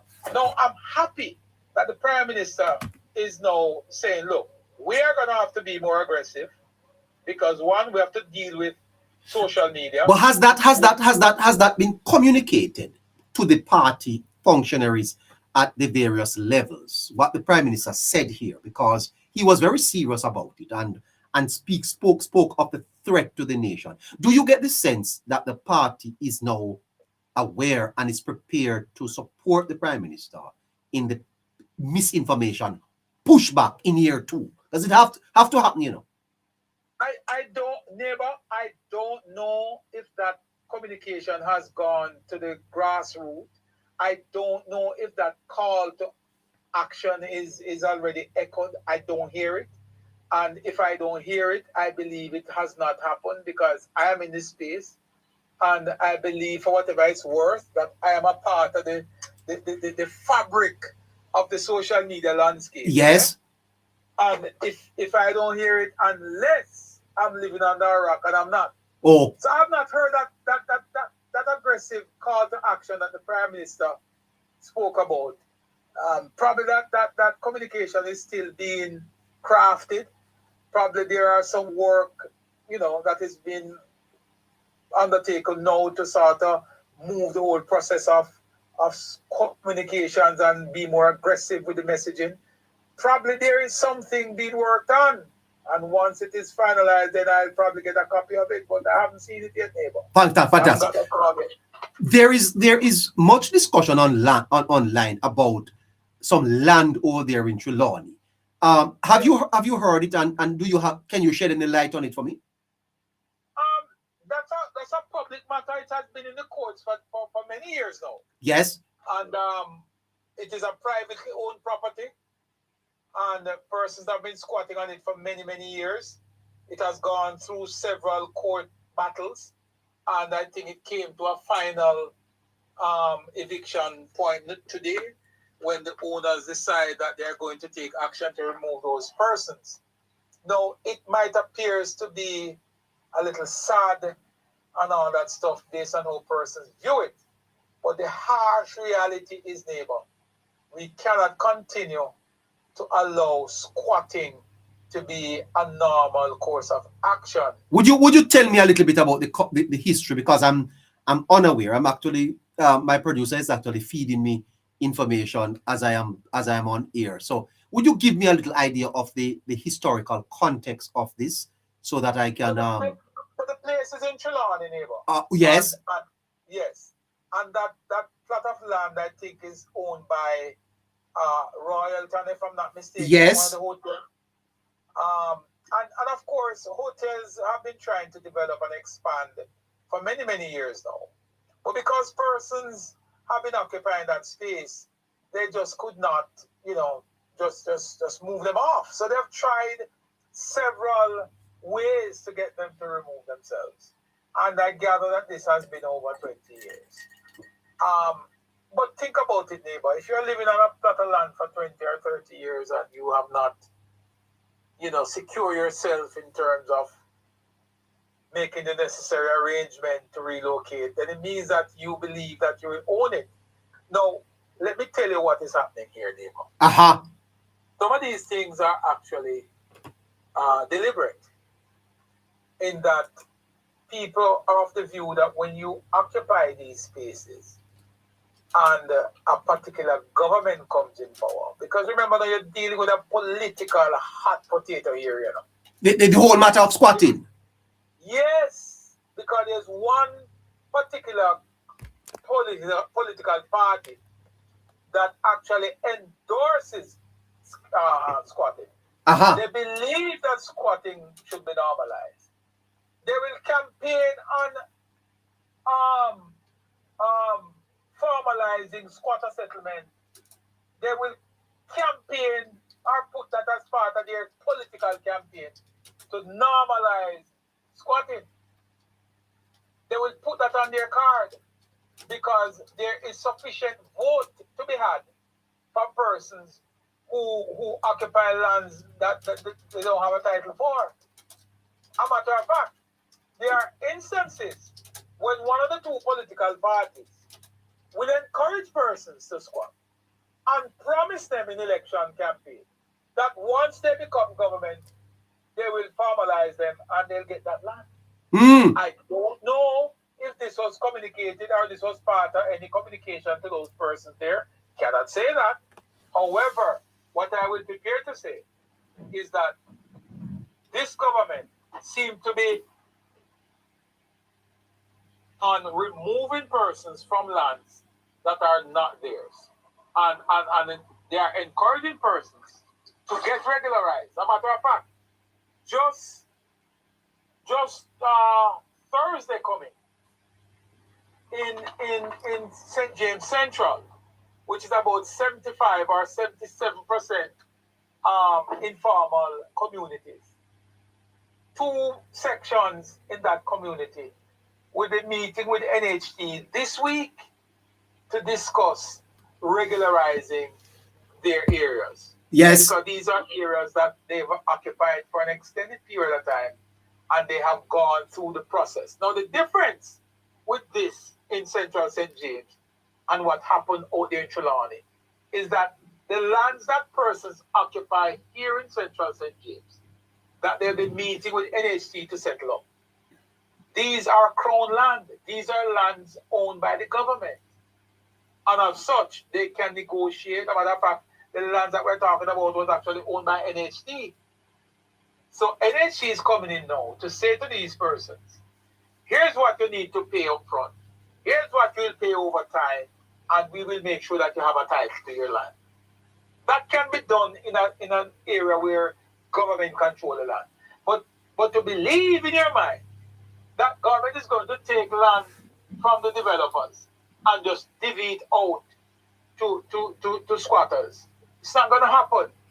And it might appear on camera to be inhumane, but you have to put it in context, neighbor. Look It's like if a man move into your house, say you're going abroad, and a man move into your house with his family, and you come back home. What are you to do with the family? Although they have young children, make them stay in your house, huh? Well, that's the point. No, you can't make them stay in your house, brethren. You come back to your house. So where you going to say them? You're going to put them on the road. That's not your responsibility, really. Exactly. What you need is your house. Eh? And because we are so political in this country, neighbor, everything that happens, we put a political twist to it. So you would see a candidate from the Trelawney area, a candidate that has been rejected by the people of Northern Trelawney about 3 times. A candidate who put himself up to represent the People's National Party and was also rejected. A candidate who believed that scamming should be normalized, just like he now believes that squatters should be normalized. He's a turncoat. Yes, he's out there on the public platform and on the news channels, right? Talking about how inhumane this is to remove people's house. Neighbor, you cannot build a concrete structure the size that I saw on TV on lands that you don't have a title to. There's no way you can build 2-story house on business place, right? Concrete on lands that you have absolutely no right to. Who does that? Right. The only person who do those things are persons who are motivated by politicians. And I guarantee you with my last dollar that there was some politician in some corner telling these persons that go ahead and build, man. As soon as I become MP or as soon as my party will get title to your land. Yeah. They weren't acting of their own initiative. They were motivated. Thank you, Chops. Thank you so much. All the best. Okay, fantastic. Well,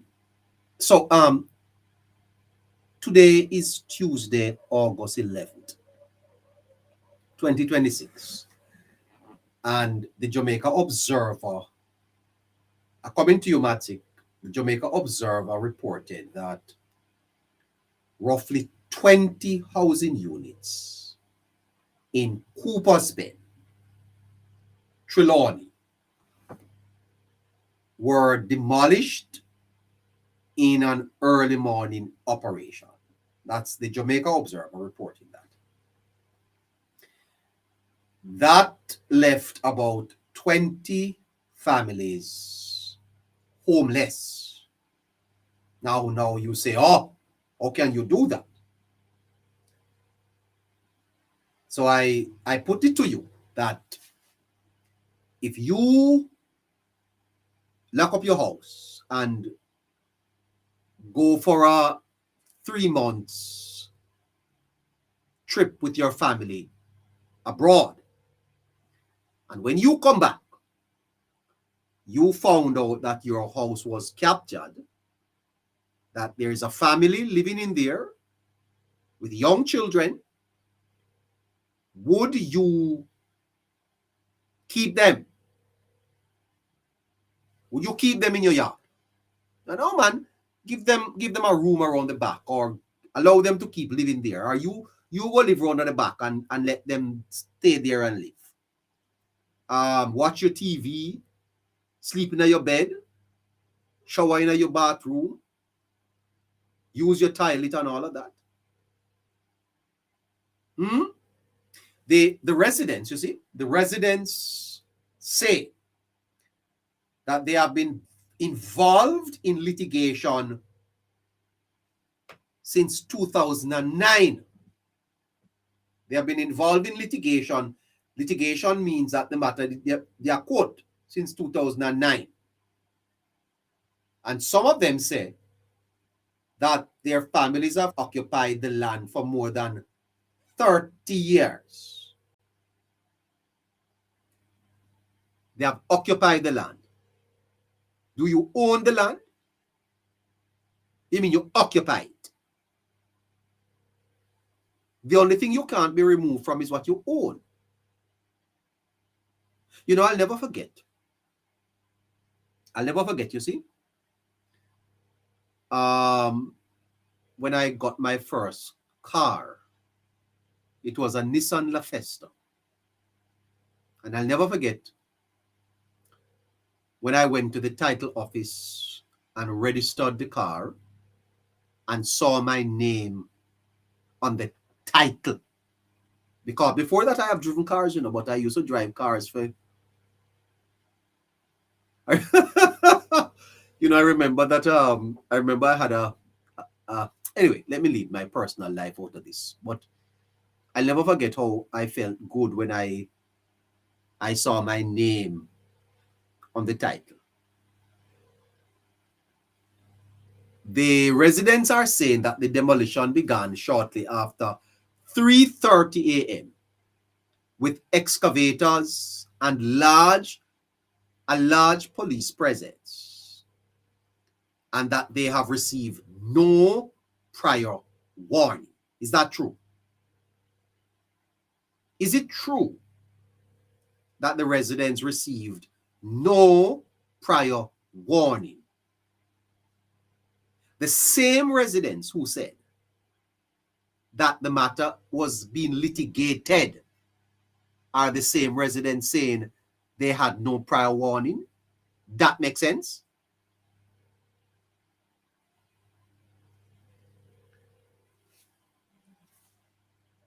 What is clear is that the Cooper's Pen has been undergoing an extraordinary transformation from a long-standing community into one of Jamaica's major tourism corridor.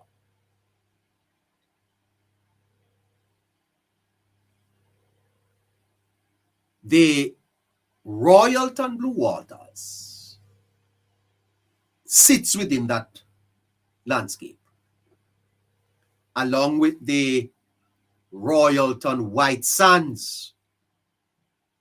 Now, these people, yes, they are people. They deserve some dignity. They deserve to be respected. But they live in the wrong place. This corridor is a tourism corridor where the Blue Waters Hotel is and the Royal White Sands. The Royal White Sand is a new development, including Rio. As a matter of fact, the municipal corporation from as far back as 2024 lists the Royalton Resort as the major hotel project in Cooper's Pen. Mr. Dennis Meadows has taken this matter up. Let me jump over to Matsik and hear what he has to say. Hello, Matsik. Good evening, everyone. Matsik, what's happening over there in Trelawney? Neighbor, it's political. Straight off the bat. Let me explain something to you. The structures that are erected in that area has to get permission from a parish council or should be permitted by the parish council, sir. No. Repeat that for me, please. Repeat that for me. The structures that are erected in those areas, some of those structures that have been demolished, they are to be authorized by the parish council. So the question is, why was there authorization given to build an informal settlement by a government agency? These are some of the questions we need to look at in our neighbor when we see people are experience some demise in this country because of corruption. The next thing what we need to know to neighbor, a lot of these settlement houses that are built, they've got in the parish council housing officers that goes around to ensure that building construction is not done without being regularized. Some time some of them building officers go around neighbor and see these houses, then take money if we keep quiet, if we not stop the house. That's why people are suffering today. A lot of people now want to say it that way, but neighbor, me no come to put up the truth. The truth is what it is, and that is why Jamaicans are suffering, because we are bent in being corrupt. Listen to me, neighbor. This matter that we are discussing, that is the highlight of the day, is basically one that has been ventilated over a period of years. It reached the stage that when the highway was about to commence, the one that is now being built, which will finish sometime next year, and it's been going on now for quite some time, over 18 months. Over 18 months. They were also given notice at that time. So they got ample time prior to the 18 months that they were given notice to move, because the owner have always had the matter litigated in court. There was an adjudication by a judge, and a decision was reached, and the judge decided that they should move. The next thing, neighbor, you ask the question to Chopper Media if you think that, and Chopper Media for said PNP endorsed informal settlement as squatters. And them, remember, the PNP pass a law in Parliament that if you live on land for a certain time and you have to pay tax, you can occupy the land. Remember? Yes. Remember the question that we should ask. These people who are living on this land, would the court make a decision if in favor of the owner if they were paying tax over the years that they are living there? No, sir. When they would have been within the law prescribed. The fact is, neighbor, it comes back to it. The reality is, PNP enters squatting in this country. I heard Juliet Ole spoke about this in one time, at one point. When she talked about a flood that destroyed a lot of the terrain in her areas, as you know that it's an hilly terrain. And she boldly says that most of the people them who live in a treacherous terrain there are PNP. So, and the next thing what we need to realize to neighbor is that because PNP is a short-sighted party, they never have a long-term vision to move Jamaica forward. That is the reason why we never have growth in the short term. Because if you plan to build one house, neighbor, you are going to know so you have to go work and save. If you can't get all of the money one time. And in a short term, you try to grow the economy so that you can be able to be feasible for the long term. So you can save. Okay. What about the allegation that the people received no prior notice that their houses were about to be demolished? Neighbor, it comes back to politics. I heard the mayor of Falmouth speaking on the radio today. And he categorically stated that it has been in the court for some time. They were issued with eviction notice to leave the property. They were given number of notices, neighbor. It is political. It is political. It has been orchestrated. There is always, that's why you see Dennis Meadows go out there now and I play politics. How can you say it's inhumane when the facts remain that these people were given time to leave? You cannot go out. You know, you've got no moral authority to speak against the law. Who are you? So you are facilitating criminal activity and behavior. Because it's unlawful to settle on people's place. Come on. Neighbor, the reason why a lot of these properties weren't utilized before now by the people who own it is because there weren't any form of development going on. And now that the Andrew Holness administration is opening lands that were locked. Because that's the vision of the Jamaica Labour Party administration, to unlock land. That's why the Prime Minister said that he will be moving the road from the sea coast and bringing it inland. Because of one, you have to think about climate change. Two, you have to think about development. And three, when people have land when are utilized, now they've got value. So the administration of the Jamaica Labour Party is also empowering people while the PNP leave and keep people in a poverty state. I was also told, because me did it on the road today, and I come from Trelawny and I hear the news, but me I'm going to pass by because I go to the airport.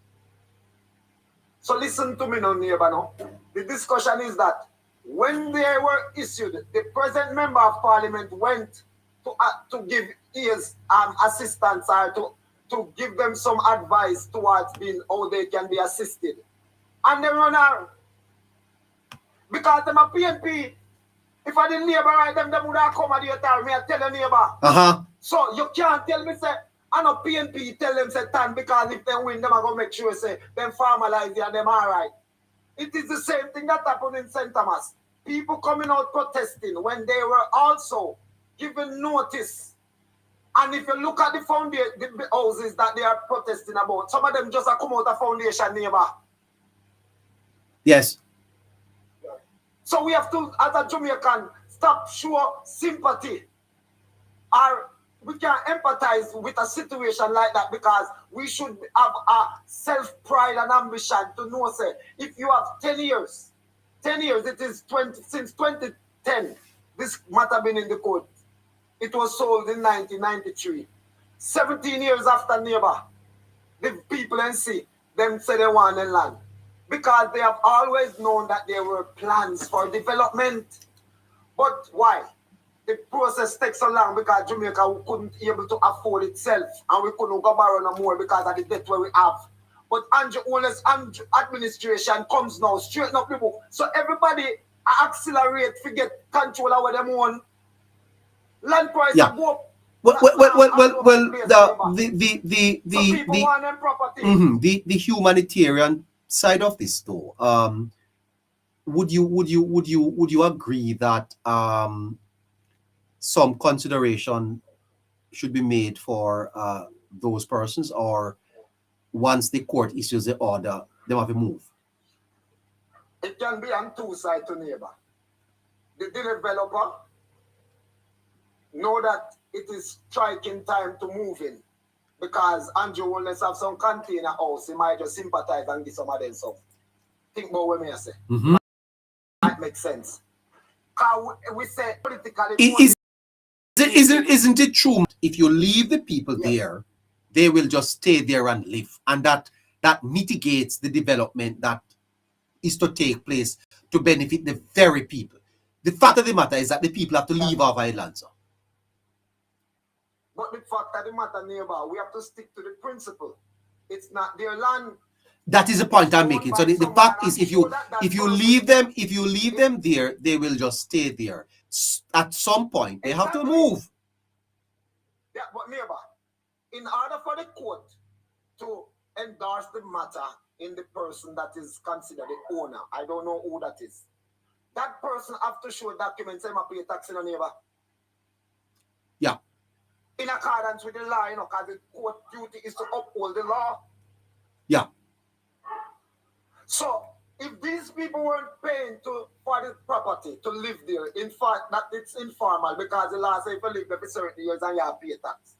How is it that you never did consider to try to formalize yourself? We've got so many people with poor mentality in our country, and the PNP exploit these things.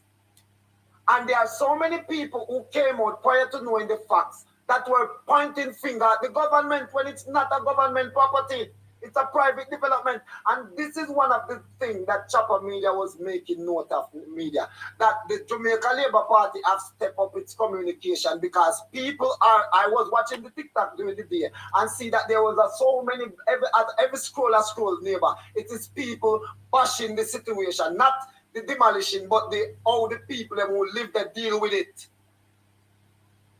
So people sorry about the inhumane part. Yes, it's inhumane for you to be demolished 3 o'clock. I don't think at the time did the right thing. For me, I think that was half key.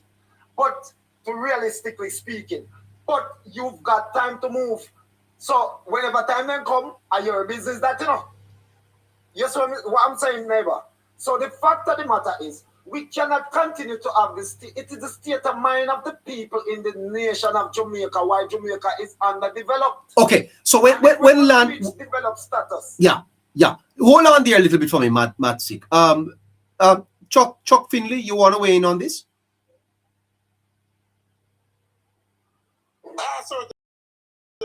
Certainly. I agree with everybody. I think of the humanitarian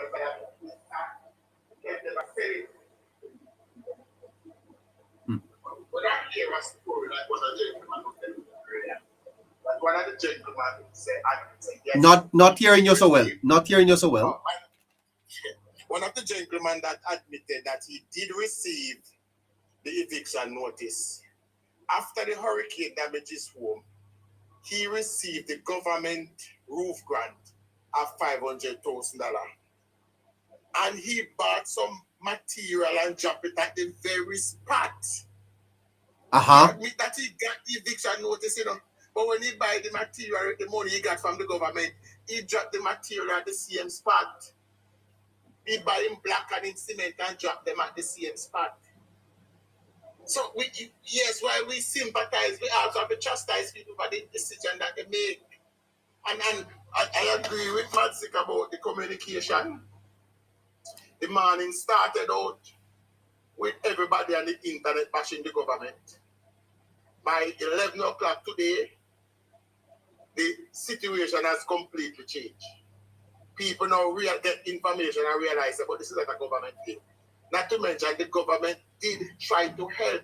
The government actually took the developers to court to try to eminent domain to get 9 acres of the property so the people then could stay. But the court ruled against the government.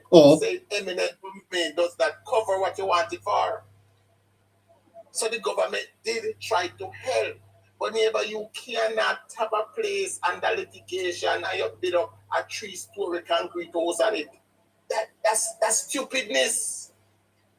That can't work. And then when you get evicted, you get notice. Notice has been handed out since 2024. And now you're gonna say, oh, them just come by surprise. No. You've been getting notice. The member of parliament, as Matzik said, did approach them to assist them, and she was chased away because, and you're 100% correct, Matzik, a politician told them that as soon as they will get title for the people them land. I know this. That's why I was working in Duncan in the politics time. I was working in Duncan's on the housing scheme. I was doing 12 houses there. So I know what I'm saying. I never lie with neighbor. We just talk raw. Yes. I'm telling you. They were promised that. So they sit there. And they chase her away. So the government do everything to assist. So the PNP now are twisting the argument to politicize it. I tell you something, neighbor. There was one blogger who were playing games, because I know he said that it was proven that owned the property. And proven owned by Mark Golding and Peter Bunting. Mark Golding came out immediately and said that this person do not take it down. Doesn't matter where he is, he will face the full force of the law. So Mark Golding, who endorses propaganda, come out now and try to bring poor people in a court for propaganda. You've got no moral standard. And that is the type of leadership the PNP carry today, neighbor. We can't pretty up them. Them is a whole set of bongo tie up just to be burnt in now an incinerator. Them are rubbish. They are rubbish, neighbor. Anyway, what is Mr. Dennis Meadows expressing concern about, though? What is the concern of the PNP, Dennis Meadows? Mr. Meadows has absolutely no concern. He's just concerned that there's a camera in front of him and he can speak something. If he was concerned, neighbor, he would have been trying to get other accommodation for these people. They have no concern. What they care about is trying to go and pretend to be so caring, and they go and they pretend to have tears in their eye, and they cry and they go inhumane. What was he doing? What was he doing to help these people who are supporters of his supporters? But he didn't live a finger to try and help them. He is part of why they are in that mess, because he encouraged them to stay there. He encouraged them not to look at the accommodation, right?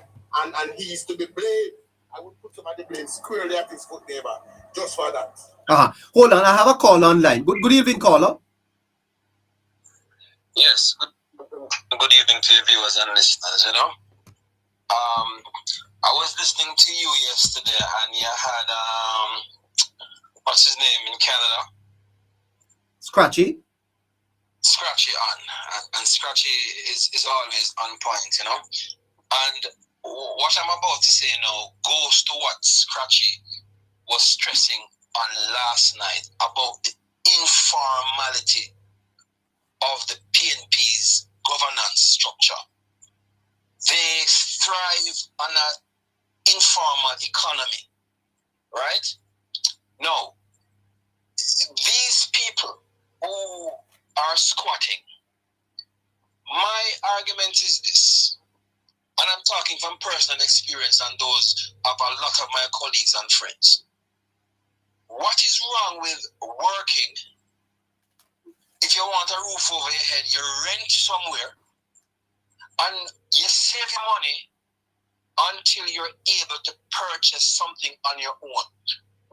We're in this world now, neighbor, anywhere in the world, is it okay for persons to go around capturing lands?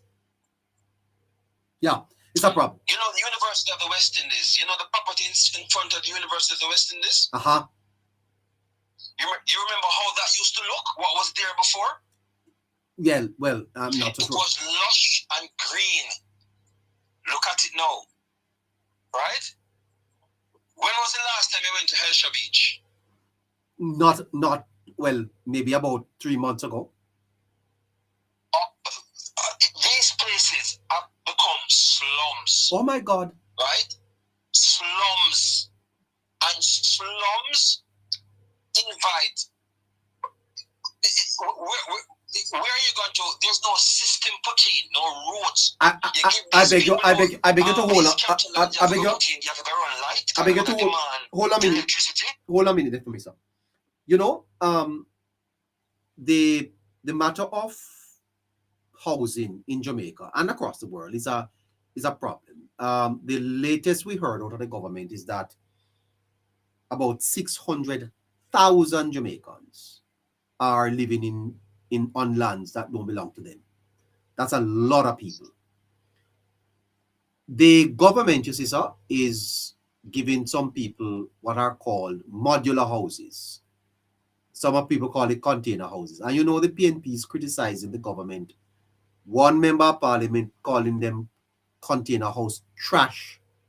Now, you just described something to me as slums, sir. Are container houses trash, sir? Are slums? No, they're not. Uh-huh. Now, in these informal communities, sir, a lot of them board houses and zinc houses. Don't you think that the people would do a lot better with a container house, eh? Absolutely. Yeah, well, I just thought I would make that point. You can go ahead, sir. So what I'm saying is this: we must move away from the mentality. Yes. Yes. All right. Uh-huh. What? So we have to do some reform in terms of how we deal with land and land distribution, right? Because that is something that we've been struggling with for the past several years.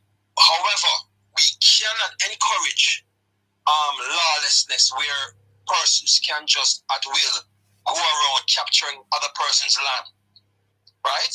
It as you say, you go to America for 3 months and you come back and find a family in your house. You want them out, right? So what I'm saying is this, and this is what People's National Party has encouraged, and I can almost say this without any contradiction. You can identify a PNP constituency, and it is filled with a lot of these informal settlements. Chaka, let me just put it out there. Chaka settlements that bring down. It doesn't look good. It doesn't look good. It doesn't feel good. It's not structured. It doesn't look organized. It just looks messy. Right? Now, we have to encourage our people, right, to get in the formal sector. Go and get a job. Start throwing your NHD points. Use those points to, say, purchase a land or a house. But again, the informal sector that the PNP constructed, these people are not aware that that is possible, that they can do that. It is foreign to them. The fact that you can go and work, throw your NHD, contribute to NHD, get your points, and use it to acquire land or home. Because they were out of the formal system for so long, because that was what the PNP created as a governance structure based on informality. An informal economy, informal settlements, informal justice. We have to move away from that. We have to move away from that. And what this government has done and is doing is what is attracting people to come and turn their land value into more asset, more value. And that is a good thing. How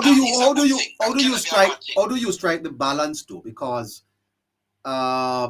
with the problem of informality and informal settlement, definitely we are going to have to look at how do you strike that balance between, repossession of your land that rightfully belongs to you, whilst at the same time looking at the humanity, the dignity of the individuals occupying the property.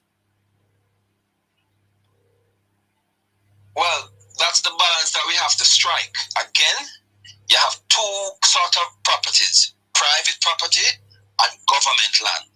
If I have bought my property, don't come on my property. Yeah, However, you're right, sir. Hold on. You know, someone said to me just last week that Jamaica is one of the only countries where our beach properties are occupied by squatters, sir. And I'm sorry to call people squatters. I'm a largely believer in human dignity. But you know, it's true, sir. We have some prime land in Jamaica occupied by squatters, you know. my take on the beaches.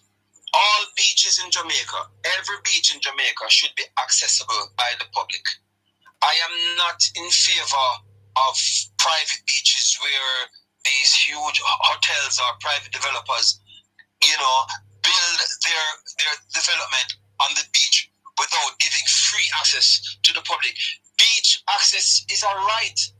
For me, I go to the beach because the beach salt water has so much mineral and medicinal properties, and to deny access to the citizens, I am not in agreement with, right? So that is something that as a people and as a government, we must tackle, the access to beach, right? So I am not in favor at all of our beaches being monopolized by these huge developments at all. I am not in favor of that. I am against it as a matter of fact. But do you understand? Right? Do you understand, though, my dear sir, that a country cannot run beyond its cultural values, and that Jamaicans are largely, to a great extent, indisciplined, and that we don't treat that which is of value with the value it deserves.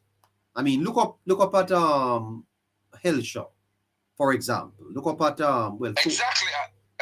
Yeah. So if you give Jamaicans access, sir, and you don't have the type of regulatory framework in place, then they'll destroy it, and that is part of our problem, sir.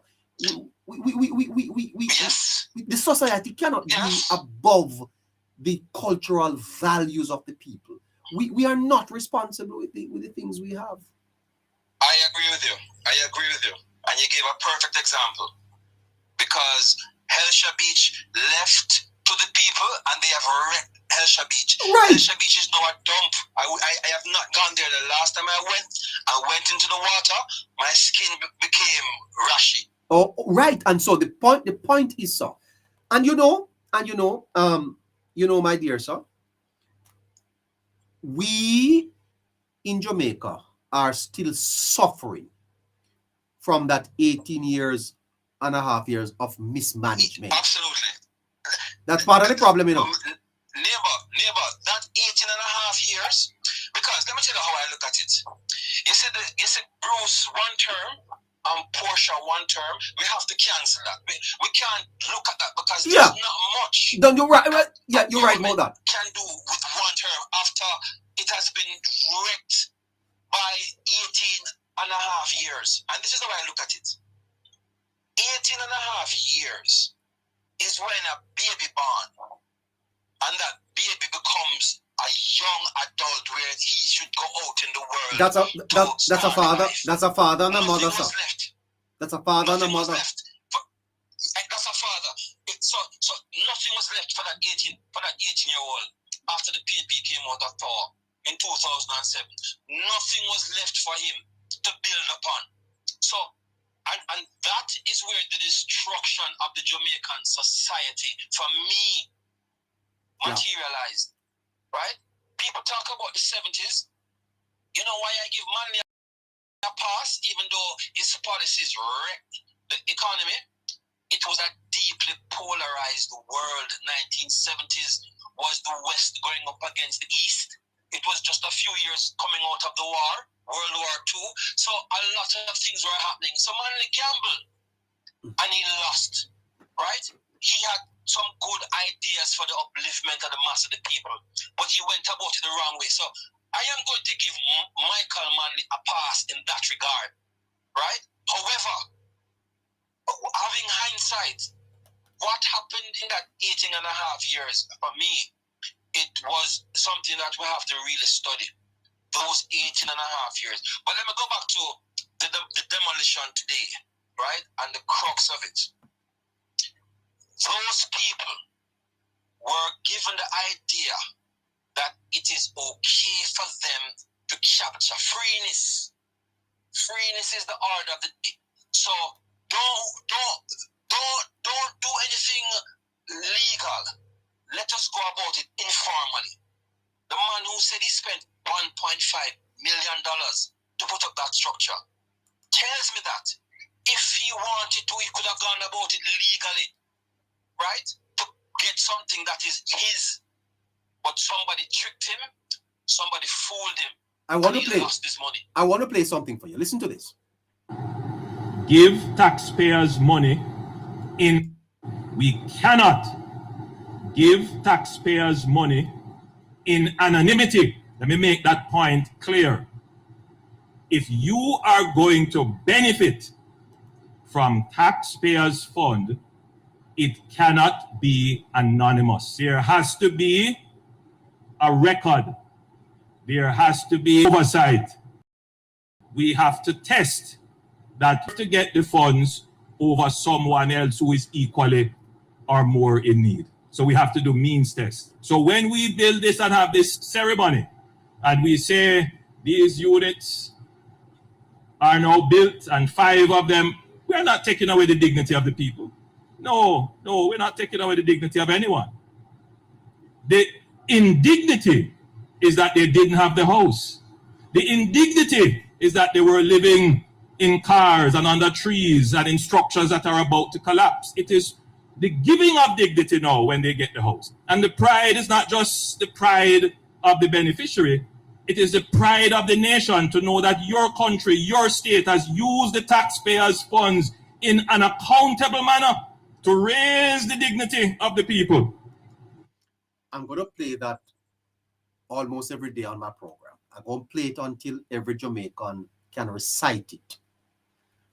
That, sir, and if I die, I said to my listeners, my hello neighbor listeners, if I die, remember I tell you this. That is the Jamaica that 20 years from now, when I am an old man gray up, you're going to say, what a beautiful country to live in. We cannot, we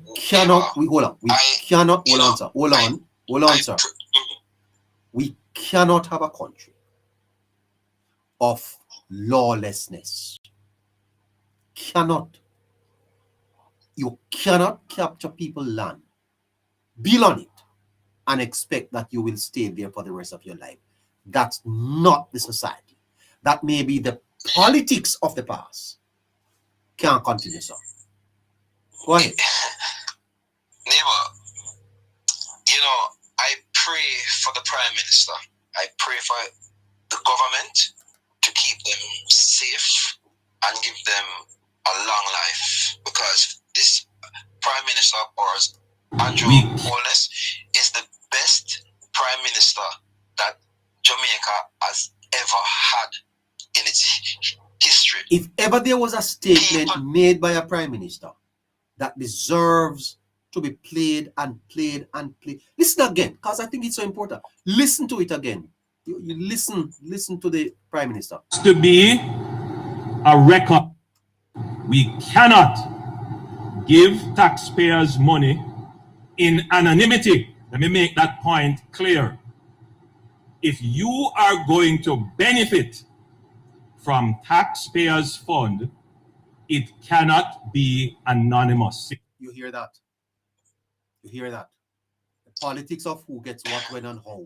The patronage politics days are over. You cannot occupy people's land. Why? Yeah. Your platform, your platform is a much needed platform. Well, I try and tune in as often as I can to learn and to contribute, but I mostly listen to you and your panel. And I just want to say, continue to keep up the good job. Well, I like Scratch's point of view. Oh, he's very good. Chopper, Chuck, most of almost everybody that you have on, I really admire their point of view. Very articulate, and it tells me that they're thinking critically. But before I go, I just want to say this, right? Yeah, man. I know that we have a caring government, and we have a caring prime minister, and I am sure those people that were evicted today will get the proper assistance. Yeah, okay. Right? This isn't a government issue, it's a private matter. Totally private matter. Divorced from the government. Because if I left my yard and came back and saw somebody squatting on my front lawn, I would do the same exact thing what that developer owner did today. Same exact thing. That's what every Jamaican should ask themselves. That if you left and went abroad for 3 months and you came back and you found a family living in your house, would you take the excuse that, oh my God, me have a baby? Or no, my grandmother living there and she old? No. You would tell them, get out of your house. Get out of your house. That is another matter. And they've been given notices. I don't think that they need any. No, they don't need no notice. Sir, this litigation has been going on for years. Them don't need no notice to come out of my house, sir. You have to come out. You have to come out. You don't notice to come out. You have to come out. I never rented to you. You know, so yeah. That's my 2 cents tonight. Yeah. Neighbor. So we'll catch up again. Thank you so much. Thank you so much. Yeah, ladies and gentlemen, there is a new Jamaica emerging. And it's a Jamaica that you should be proud about. A Jamaica of law and order. A Jamaica where you don't have to play by the rules. When you play by the rules, you get shafted. No. You play by the rules. You play by the rules. There is a process by which you get house in a Jamaica. You know, just go capture land. Matsik, are coming back to you. Hello? Yes, my boss. When you use hold on, Matsik. I think Chops want to make an intervention. Okay. Go ahead. I just want to say something real quick, neighbor, and jump off. Yes. Because the gentleman said something earlier. And I don't wish to interrupt my brethren. I'm coming right back to you. But across from the University of the West Indies, he spoke about that era where persons took over the place and occupied for over 30 years. Mona Commons. Yes, sir, Mona Commons. Mona Commons residents were given notice. And I want to bring it up because it is very important, neighbor. Yes. They were given notice about 10 times or 20 times. They failed to remove. Government intervened at the last intervention. The government found a place in Portmore, built houses, bought houses and built houses for those residents. Gave them titles to the houses, gave them keys to the house, to the door. What you saying to me? Furnished. Ask anybody, go and do your research, sir. I know you can. Furnish some of those houses. Give keys to them. And pay moving trucks to move them into the house in Portmore. That's what the government did for Mona Commons resident. And they moved out of the house. They moved out of the place over Commons. And they went to the houses in Portmore. And in less than a month, they rent out the house in Portmore and move right back into Commons. What you say to me? Do your research. I wouldn't lie to you. You check it out. Oh, God. Right? Free light, free water, no taxes, no nothing. And then government is going to put them in a house now that they will have to now maintain, they will have to pay taxes, and this is ownership now, legitimate ownership. However, it comes with a certain level of responsibility. They don't want that. They rent it out to somebody else and go right back at Mona Commons for the free light and free water. Oh, have a good night, bro. Culture. Thank you so much. Matsik? Yes, my boss. Go ahead, man. If you play by the rules, you get shafted. You see that statement, neighbor? It have end up being like a spell cast on Jamaica. Because Jamaica is so embedded in not playing by the rules. Because instead of drive for your driver's license, you go buy one. And we have chaos on the road. And we are talking about accident. And when the police give you one ticket, when you are warranty for the ticket, you start the government to pressure you. Because you didn't know the road code. You didn't read the road code book before you go sit your driving test. So it goes to show you how this statement festers the nation mindset into thinking that what they have been doing is right. Because we had a leader that endorses such attitude and behavior. Which leader is that? And it comes from P.J. Patterson, the leader of the People's National Party. So, you see, we have to take stock. We, Maxine Wilson say, they have put people in strategic position. And it is for in civic society. Give me 30 seconds. Give me 30 seconds. My YouTubers, subscribe. I ask you please. Like the channel and subscribe. Okay. We don't have enough subscribers here. With the audience we have, 339 of you watching. Please subscribe to the channel. I beg you. Just press the subscription button up and like the show. Okay. Please do that for me, please. Subscribe and like. Thank you. Go ahead, Matsik. Yes, sir. So the PNP have always endorsed a particular type of lifestyle because this is the only way they can ascend themselves into government. To go into government and find themselves in a government. They have to lower the standard of Jamaica and the morals of the people so that they can seem to be good, to be Santa Claus coming with their sack bag to give gifts. Because that's what the PNP present themselves to the Jamaican people to be, paraded in their red and white. It's Christmas time. Let us use that analogy to get to the caption because the people them that they're dealing with, they've got impulsive mindset, the mind of a child. You understand? So when I'm repeatedly see them, I get them sweetie and then gifts. And them not come out or grow up. Them I go always love the sweetie. So we have to understand, say, it is a fabric of our nation that has been destroyed by the leadership of the PNP and how they allow this country to run over the many years without taking any action. And this Prime Minister putting measures in place to formalize people's lifestyle, to endorse their life, their dream, to endorse their dream, neighbor. Because their dream is to own somewhere for themselves. But here what happened? They've got another set of people pulling back every time he's moving forward. And that is in the PNP. That's why it's very hard for us to allow the PNP to ever ascend back to government for now, because what we are seeing happening in this country, we need to have it continued. We need to have the development continue, the crime and violence reduced. We need to have teacher and the peer and nurse and the public sector. We don't see them a protest. Come on now, let's talk about what we need to have, and let's not try to think the PNP with them lie and them propaganda important. The good thing that happening in Jamaica is that the lives of the people are improving. And the people who doesn't want to see Jamaica move, they are still on a platform now as I am speaking, tearing down the government, even though the government don't have nothing to do with the demolition today, neighbor. Then the truth has been out there. They know what it is saying.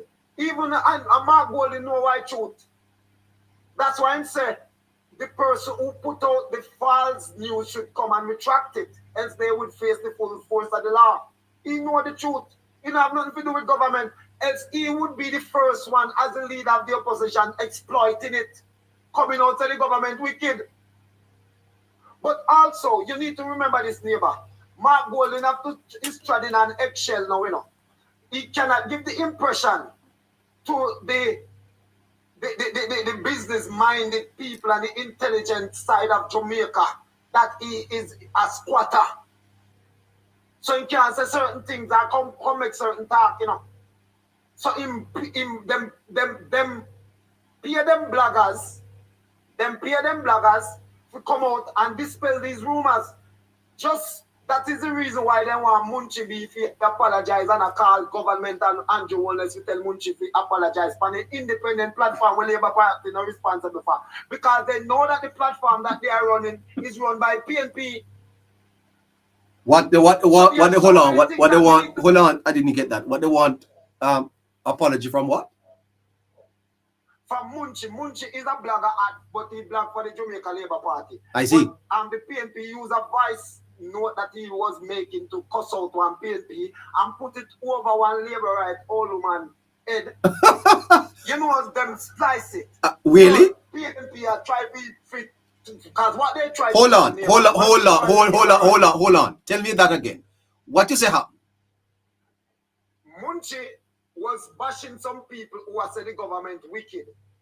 So whatever she's saying, I don't want to be saying it here. Okay. But whatever was saying, I agree with her. Uh-huh. I don't have nothing about what she said. Because there's some people when an ambition come and think say Andrew Wallace's government should build them house. Hold build on. Them house. Let me ask you now. So Munchi B is a blogger. She blogs on behalf of the Labour Party. She blogged because she's a Labourite. She's not blogging on behalf of the Labour Party because Labour Party no give her no duty. Okay. So she said what's on her mind. Yes. You understand, neighbor? Yes, sir. She say what's on her mind. So what happened is that these bloggers of the PNP now coming out, calling Pernell Charles, Flight Green, Andrew Wallace saying that they should have Munchi B apologize. Munchi B don't need to apologize to nobody. For what did she speak her mind? Oh. But the point that I'm making, neighbor, is the reason why they're calling for Munchi B to apologize is the fact that she is that they are working on behalf of the PNP and been paid by them without contradiction or reservation. I mean, I reserve to say what me have to say. And that's a fact. And the type of people that they used most time to try to tear down the people who would blog on the Labour right. If they don't use some questionable character, they use some character will transfer themselves from man to woman. Or them also use the police where them have as operatives. Where are them favorite party that they support? They can take up them phone and call them and send them at your yard. And what you saying to me, sir? So them always try. Yes, then neighbor. Why you think Munchi going through what she going? Because I don't take a platform and TikTok and go every day out there because I work. I don't have that time, neighbor, to always be on the during the daytime. Like I mean that I don't say Munchi doesn't work, but I mean I don't have all that time to be there with for so much hours. You know what I mean? So when I come on, it's like on your program or a few other bloggers that follow around them and I might contribute to it and I'm gone. But else I would have had a platform for myself, but I don't want that. I don't have the time for that. That's basically. So maybe they would have. So you are telling me that you are hold on. Hold on, no, sir. You're telling me say I am wasting time. No. You else I wouldn't be here with you. I enjoy being here. But you are saying that you don't have the time for it. No, I don't have the time to because. But I have the time. I've got an independent, self-ambitious mind. So I see. Have the time to go and work.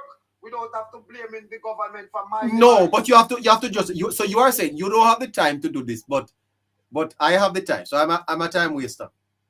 No, neighbor, you can have the time because you have a time that you come down and cut off. So, well, you know, as a matter of fact, it's 10 o'clock now. It's time for me to go. 10 o'clock now. yes. But I'm gonna. My producer will give me problems. I'm gonna have to. Yeah, go ahead, man.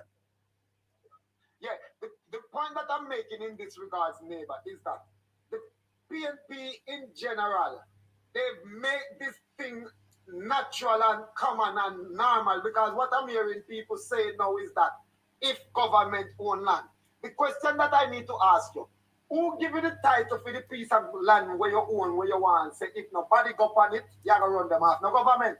So how is that document valid and the government only having control of a land not valid? So you see how people are stupid and ridiculous? You've got a document that the government endorsed that you are the holder of this parcel of land and you proudly said that you are the holder of it. And if it wasn't for that document, you wouldn't be considered to be that person. But yet still the government who have control of their land not have no right to own it. You have to say, I got land. Come on, don't be ridiculous now. Of course, I got land, God give us the land. But you see, what God have government set up in a heaven.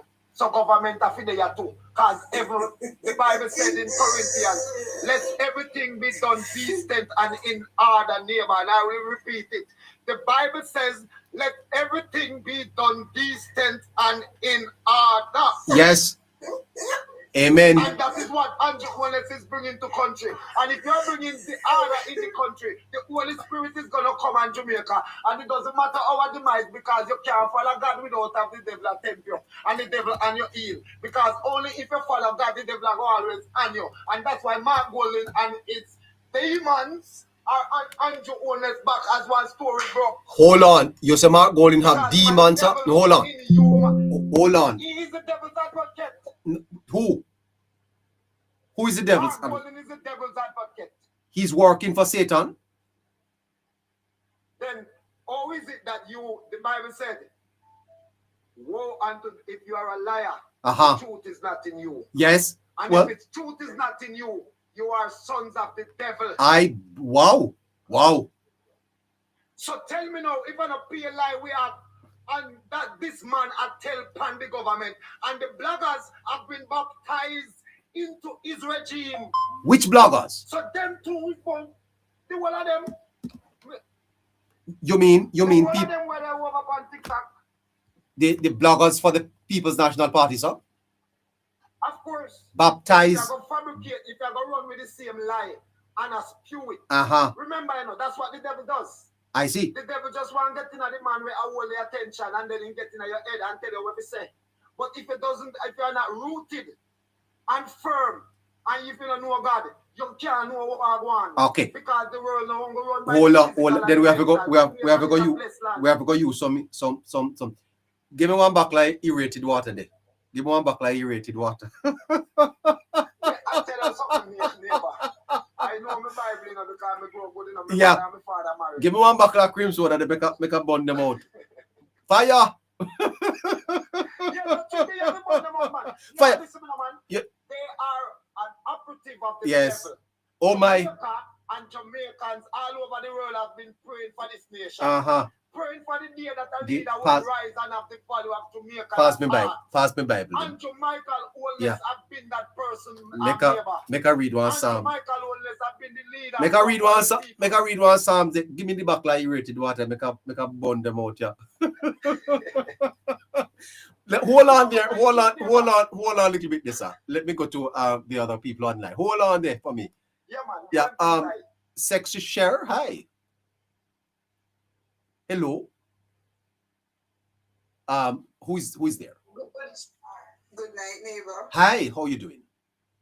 I'm good. You know one name irritated water, ma'am? Of course, the white cream soda. Can you imagine? When you bust that and you go spray, ma'am, don't you have to run, not you? Don't be. Yes, oh yes, irritated water. You know, ma'am, I was at a street meeting one night, you see, when I was a young man, and they used to have the mothers coming to the communities to preach. Yes. You know the mothers them, ma'am? With the grapefruit. Yes, and me young 15-year-old mother run through my leg, you know, ma'am. Run through my leg, I tell you.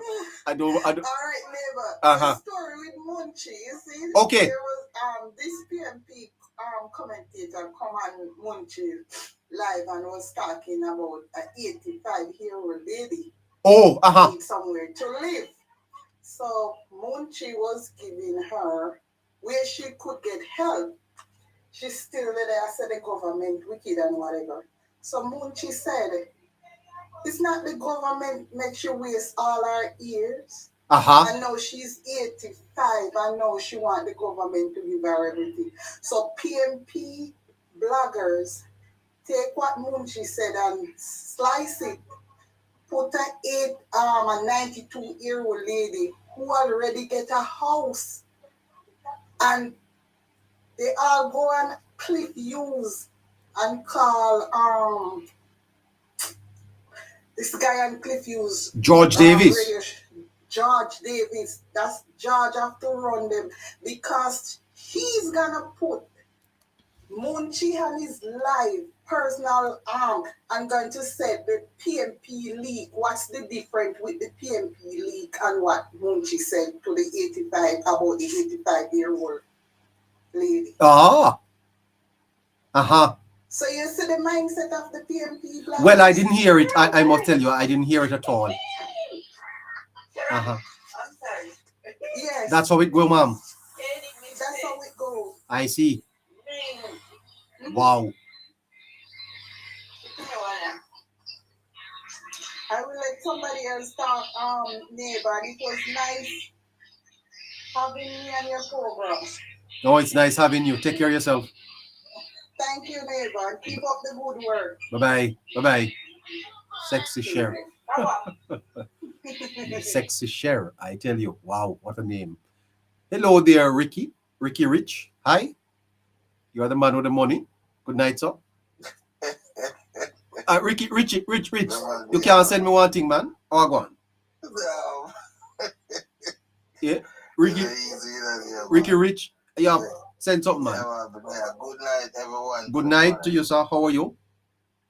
Yeah, you know, but as may I say, you touch a point where you say if somebody they are firing for 6 months and you go back to live in your house and you go back and you see people in your house, right?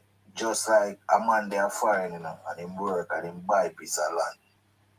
You get me? And when you go back, somebody capture your land and you have pay tax and you do everything for it. And you go down there, them capture it and build concrete house on it. You come to your land now to build your house. Somebody owns it, and now you pay tax and now you own it. Eh? How will I feel? Yeah. Yeah. You understand? So the government, everybody bash the government. The government now do nothing. The government, all the land them where you see, them go push house off and all of them thing there. All me can say, when Mr. PJ did down at Jamaica and I run him thing, he sell out the land them cheap. People buy the land them. You understand? I have ownership for it. Mr. Andrew Holness come and them a cut up some road in the place now. The land them have value more now. Yes. So people ready to take them place back. You understand? Yes. So when I hear the PMP blogger them come and them a say this and them a say that, just like today I meet one Rasta, me and him always a walk, right? So me see him today and him said to me, say, how we bro gotta go on with a Jamaica? Bro gotta take the money and hold on money and hide it up. And I said, no, you have this thing wrong. Bro gotta build some container house and set up some nice little container house for people. Mm-hmm. The man that take the money and I do nothing. I said, no, I sham that. I said, no, I not sham. I say a lot of things where I go on in Jamaica where you see man have to borrow no money from nowhere. That's how the money turn out about the people who's not educated and understand. Them now gonna know say that it my do. The man I want a better Jamaica. You see me? Yeah. Yeah. Where are you, Big Rice? Are you in Jamaica? Hello? No. Ricky? Sorry, Ricky? No man, me there Canada, man. Oh, you're in Canada. Yeah. Well, nice man. Stay rich. You see me, but as me I say, just as me I say, why you hear me say if a man there find and him buy property and him go back and him see a man have a house on him property and him pay tax and him do all them thing there. That's the reason why you hear me say that. You understand? Because you can there work and do your thing, you buy a piece of land. When you buy a piece of land, you go back, you see a man put concrete house on it. Who give him the okay to put a concrete house on it? Yes. Understand? So the government do everything right. You understand? If you own something, you can build a house on it. You can't go capture nobody house and capture nobody land or house. I want to own it. Totally agree with you, sir. You see me? You have to work, man. You work just like I come and say I work hard for one when me have. You understand? Everybody can work, but some will just love lazy and love handouts. Yeah. Well, thank you, sir. Blessed. Pick up yourself. All right. Okay. Who do we have next? Tajay? Hi. Tajay? No. Tajay is not there. Andrew Cunningham? Hi. Hey, what's up, neighbor? I'm not too bad. How are you? I want to take it easy. I'm going to listen to your program. But the thing is, when I look on, and that's why I always tell people that sometimes you need to go and do your research. Who do you think that own those land? Is what the people just get off the land? It's so life funny. Life really funny, but you know, man. Yes. One of the owners, what I've seen is proven wealth. Who is the one who owns proven wealth? But I understand. Hold on, Matsik. That me say, What I'm saying, I'm asking, Prime Minister just did. Well, who is the one who owns proven wealth? Well, anybody ever think about it? I said, do the research. Mark Golden and Peter Bunting on it. Mark Golden and Peter Bunting is proven wealth. So that's one of the owners for that land. It's two owners. It's right there. Well, has that been proven? It's right there on public records. Anybody can go look at it. Oh, that has been made public, eh? Yeah, it's on public record.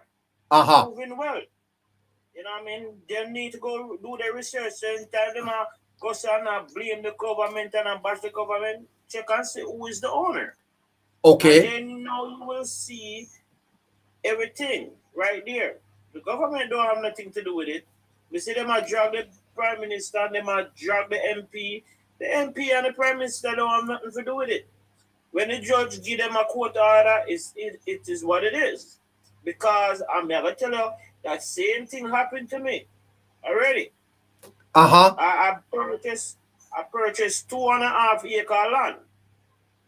Right? And I purchased the land, work my hard, earn money and buy the land. I put somebody on the land there and I tell them that, I lease piece of land, give them. Just lease it per year, they can pay me. And whatever. There is no concrete structure cannot be on the land. Right? They can put up a board structure, no problem, but no concrete structure. And say, when we did it and thing, the people them go and try to get one fake something with me, they have claims on me sign. Thank God said me know my signature. And how me sign is different. When they come back again, they come with a fake lease. Not lease, but will paper wait name there. Land paper. And the judge have to show them wait them and kick them off it. Because if we never stand up strong, then we take away the piece of land from them. Wow. So that's your sad song. So like me I try to tell people say before them go so and Jamaican people, me not say all of them, but most of them they don't do no research.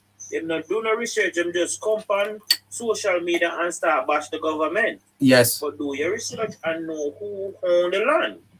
You have two companies own the land. Two companies. Well, I just did a check and I realized that has a little bit of challenge there. So I don't want to commit to saying who own it before we can confirm that, It's not a little bit of challenge. It look good. Look good. Yep. Well, yeah, I have it up here on screen. We have it. We have it up here. We leave that alone. Okay.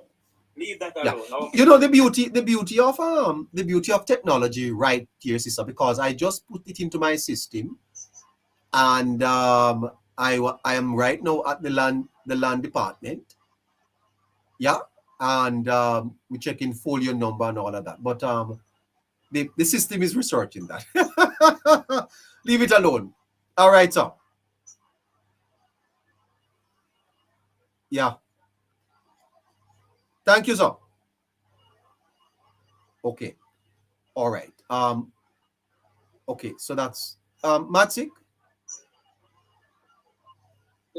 Yeah, Matsik. But before, I'm sorry to interrupt, but before you go to Matsik, we have TJ and Mark.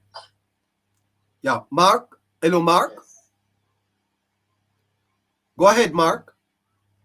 Yes. Yeah, you're muting, sir. Okay. Mark, go ahead. Hello? Yes, sir. Go ahead. Yes, good night. How are you? I'm fine. Yes. I would like to find out, you see, Mm-hmm. if those people, I heard that some of them have gotten the proper information that they were supposed to buy some of those land and go through the proper procedures to get some of the land to buy it. Uh-huh. Isn't that true? That they were supposed to get some of it? They were supposed to go to the proper channel to get the land to buy. Uh-huh. And they didn't do the proper procedure. They didn't go through the proper procedure to get it to buy. So what is the problem now? If they were told to get off the land, because if they were going through the proper channel to get it to buy and they didn't do so, then they should have leave. Well, yeah. So the government have all right, the parish council or whosoever dealt with them case this morning have all right to do so. Because I mean, if you're not going through the proper channel to get the land and it is sold and it is told that you're supposed to leave, you're supposed to leave. Why do you put up a concrete structure on a property that you know you will have to be leaving in such short order? Well, I don't think they expected to leave. Well, if the land is not for sale, then they shouldn't put up a concrete structure, knowing that it was in court and it was processing and they were not getting through. So they should have known that from earlier. That's because they own it, sir. Exactly. My God, come on. These people need to wake up. The Prime Minister is doing everything in his power to help. And all these people are doing is trying to tear him down. Yeah, and I don't know what is these people's problem. Yes. Why Jamaicans have to go learn you here, sir? Yes, man, they have to. Yeah, and I think that this sets the. By the way, you know that, sir, there's a new road traffic act that the government is trying to bring on stream to save people's lives. Yes. And the opposition came out and said that the government should not bring it on. They should delay it. And you know, sir, politics is the cause of why we have so much problems in this country, you know, sir. Politics. Exactly. Anytime you see politics gets involved, the people think that they can live a particular. Listen to me, no, sir. I have done much look at Japan, China, Singapore, Dubai. Let me tell you this, sir. Yes. You think you can go to Singapore and capture a piece of land? You gotta be joking. You can't do that. You gotta be joking, sir. You can't do these things because Jamaica is the only place that I see where these people don't want to follow rules and regulation. You gotta be joking, sir. You have to follow rules and regulate. Right now I'm in America. And I can't go outside and do as I like. Yeah. Sir, there are countries in the world that if you cross the road without the stoplight, they charge you. Without the stoplight. Yes. They call it what? Jaywalking. Yeah. And you know, sir, I tell me one town in Jamaica that you go that is not congested with traffic and people walking up and down and selling on the streets, sir. Jamaicans do it in discipline, sir. Exactly. That is true. Yeah. Because I was a dude driver in Jamaica and I know the place like the back of my hand. So I know exactly what these. And if you're not careful in Jamaica, sir, people take you out all of your car and drive it off and go live in your house. Exactly. Yes, sir. Yeah, man. That is the type of, And and you know, it is kind of the kind of socialist thinking where Yes. people feel as if other people work and they must just live for free. Yeah, but the PMP just want to do everything to just gain power and just spread all these dirty rumors against the Prime Minister and all of these things. And these things cannot work because if it was like a Singapore or if it's even not South Korea, they couldn't do all of these things. They can't spread all these propaganda for the Prime Minister. They can't do all of these things. Well, you know, so I know for sure that in Singapore they have a land issue there and government controls all of it. And you cannot just be like that. You cannot, sir. Yeah, not even a bubble gum you can't throw on the road in Singapore. Not even that, sir. Not even that. Okay? Yeah, so that's my intake for tonight still. And we are talking about development and reaching Yes, man. The sky's the limit, man. Let the Prime Minister do his work, man, and continue to bless him up, man. And take care, and you guys have a good night, neighbor. Bye-bye. Nice talking to you. Take care of yourself too, sir. All right. Okay. Respect. Okay. Who do we have next? Okay. Tajay. Next, TJ. Yes. I sent you a message, producer. TJ? Hello, TJ? Okay, go ahead, Neville.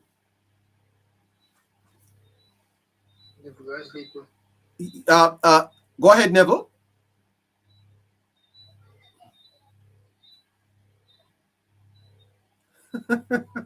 Okay. Good night, neighbor. All right, authentic. Yes, go ahead. All right. Good night to you and to your panelists and to everyone else that I hear. It's my first time on your platform. I have been watching you on. No. You must not say that, sir. You must say I've been listening to the program. Don't say you've been watching me. I've been listening to the program. That's a different thing, you know, sir. When you say you've been watching me, I don't like that. No, because I'm seeing people, so that's the reason why I would say watching. No, I understand. I understand what you. Anyway, I've been listening for a while. Yeah.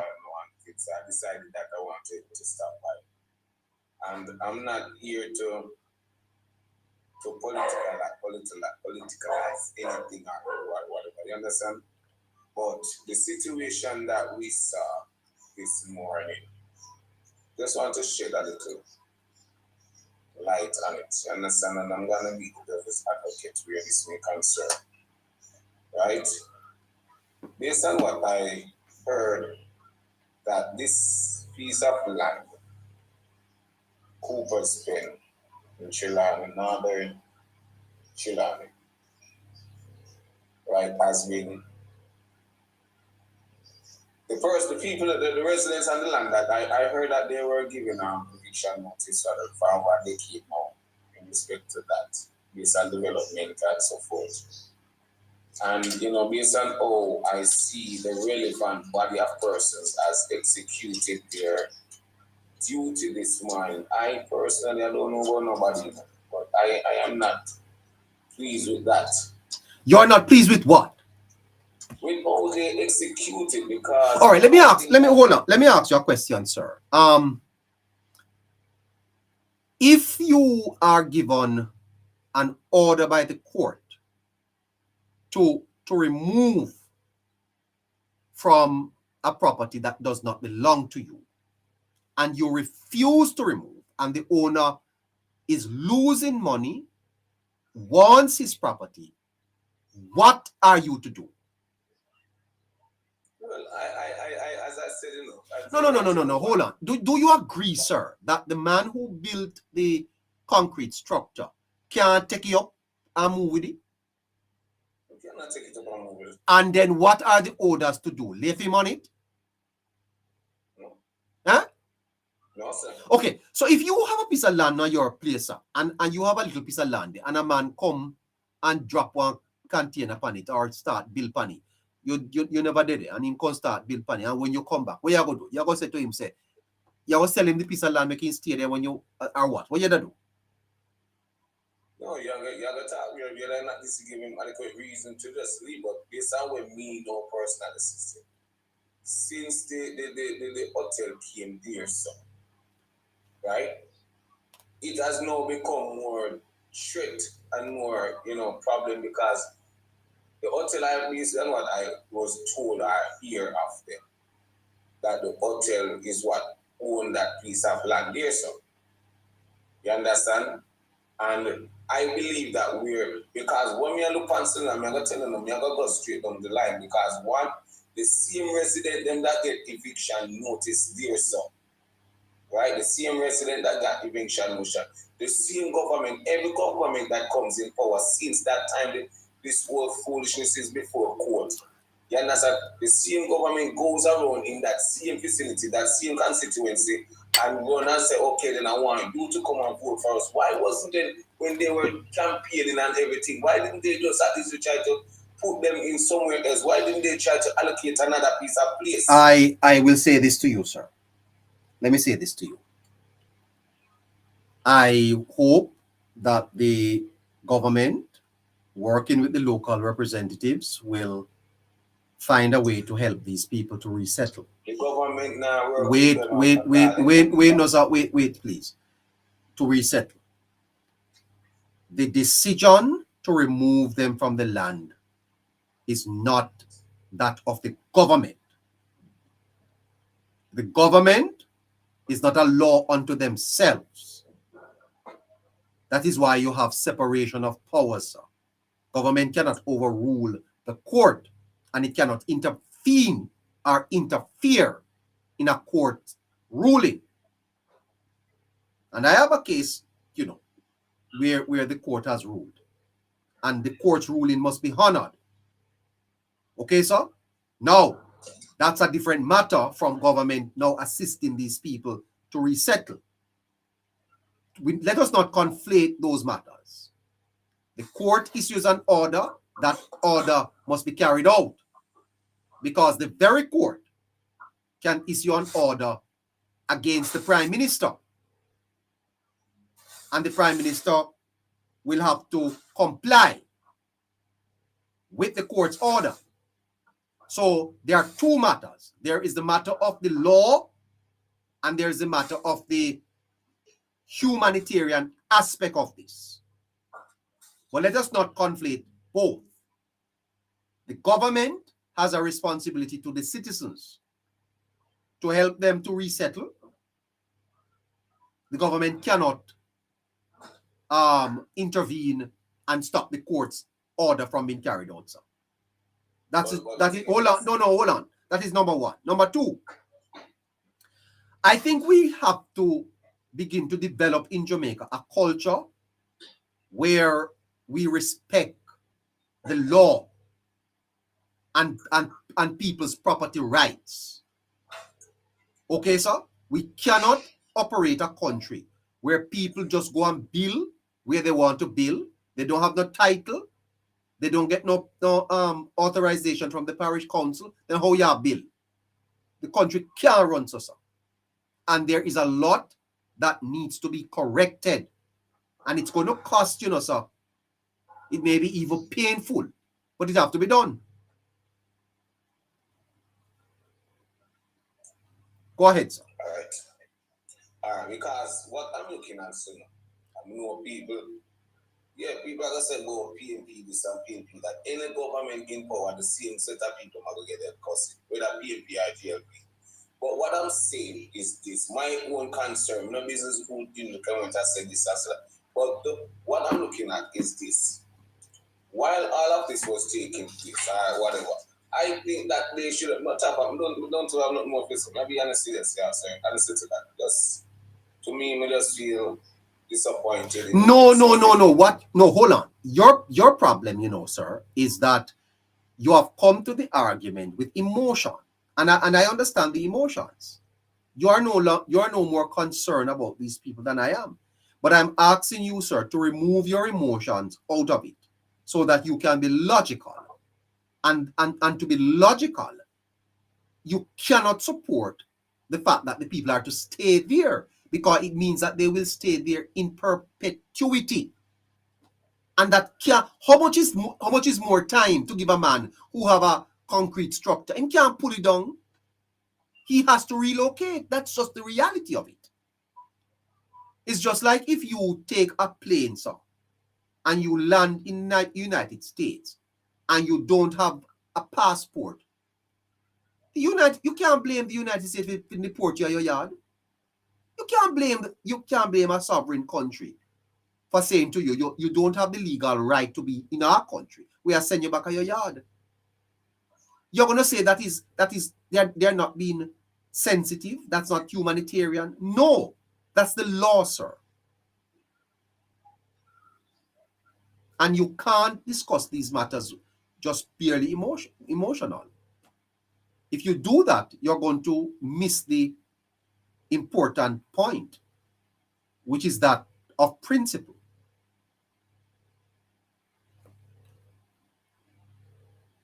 No more contribution, neighbor. I have to take away itself. It's the argument strong for meditation. Okay, well, yeah, that is it. Good evening to you, Judith Hines. Hello, Judith. Hello, Juliet Hines. Juliet, no, okay, not sorry. All right. Gregory Higgins. Good night. All right. No, we don't have Gregory. Let's go to Kimmy. Hello, Kimmy. Good night, Mr. Neighbor. Yeah. How are you? I'm not bad at all.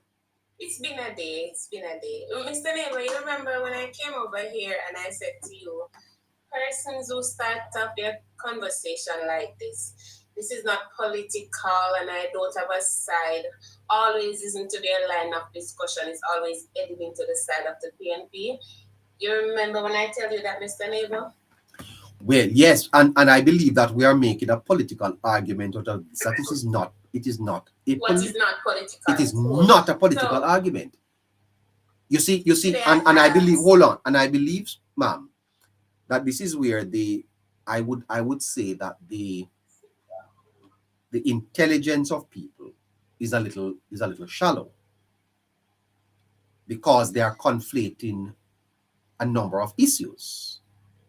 There's the issue of social justice, and there's the issue of the legality of it. Now, if you rent someone your house for $50,000 a month, and that person stops paying rent, and they have a young child, and they live with their old granny, and you say to them, I rented this house so that I can get some money to take care of my own family, and they don't want to pay. What are you to do?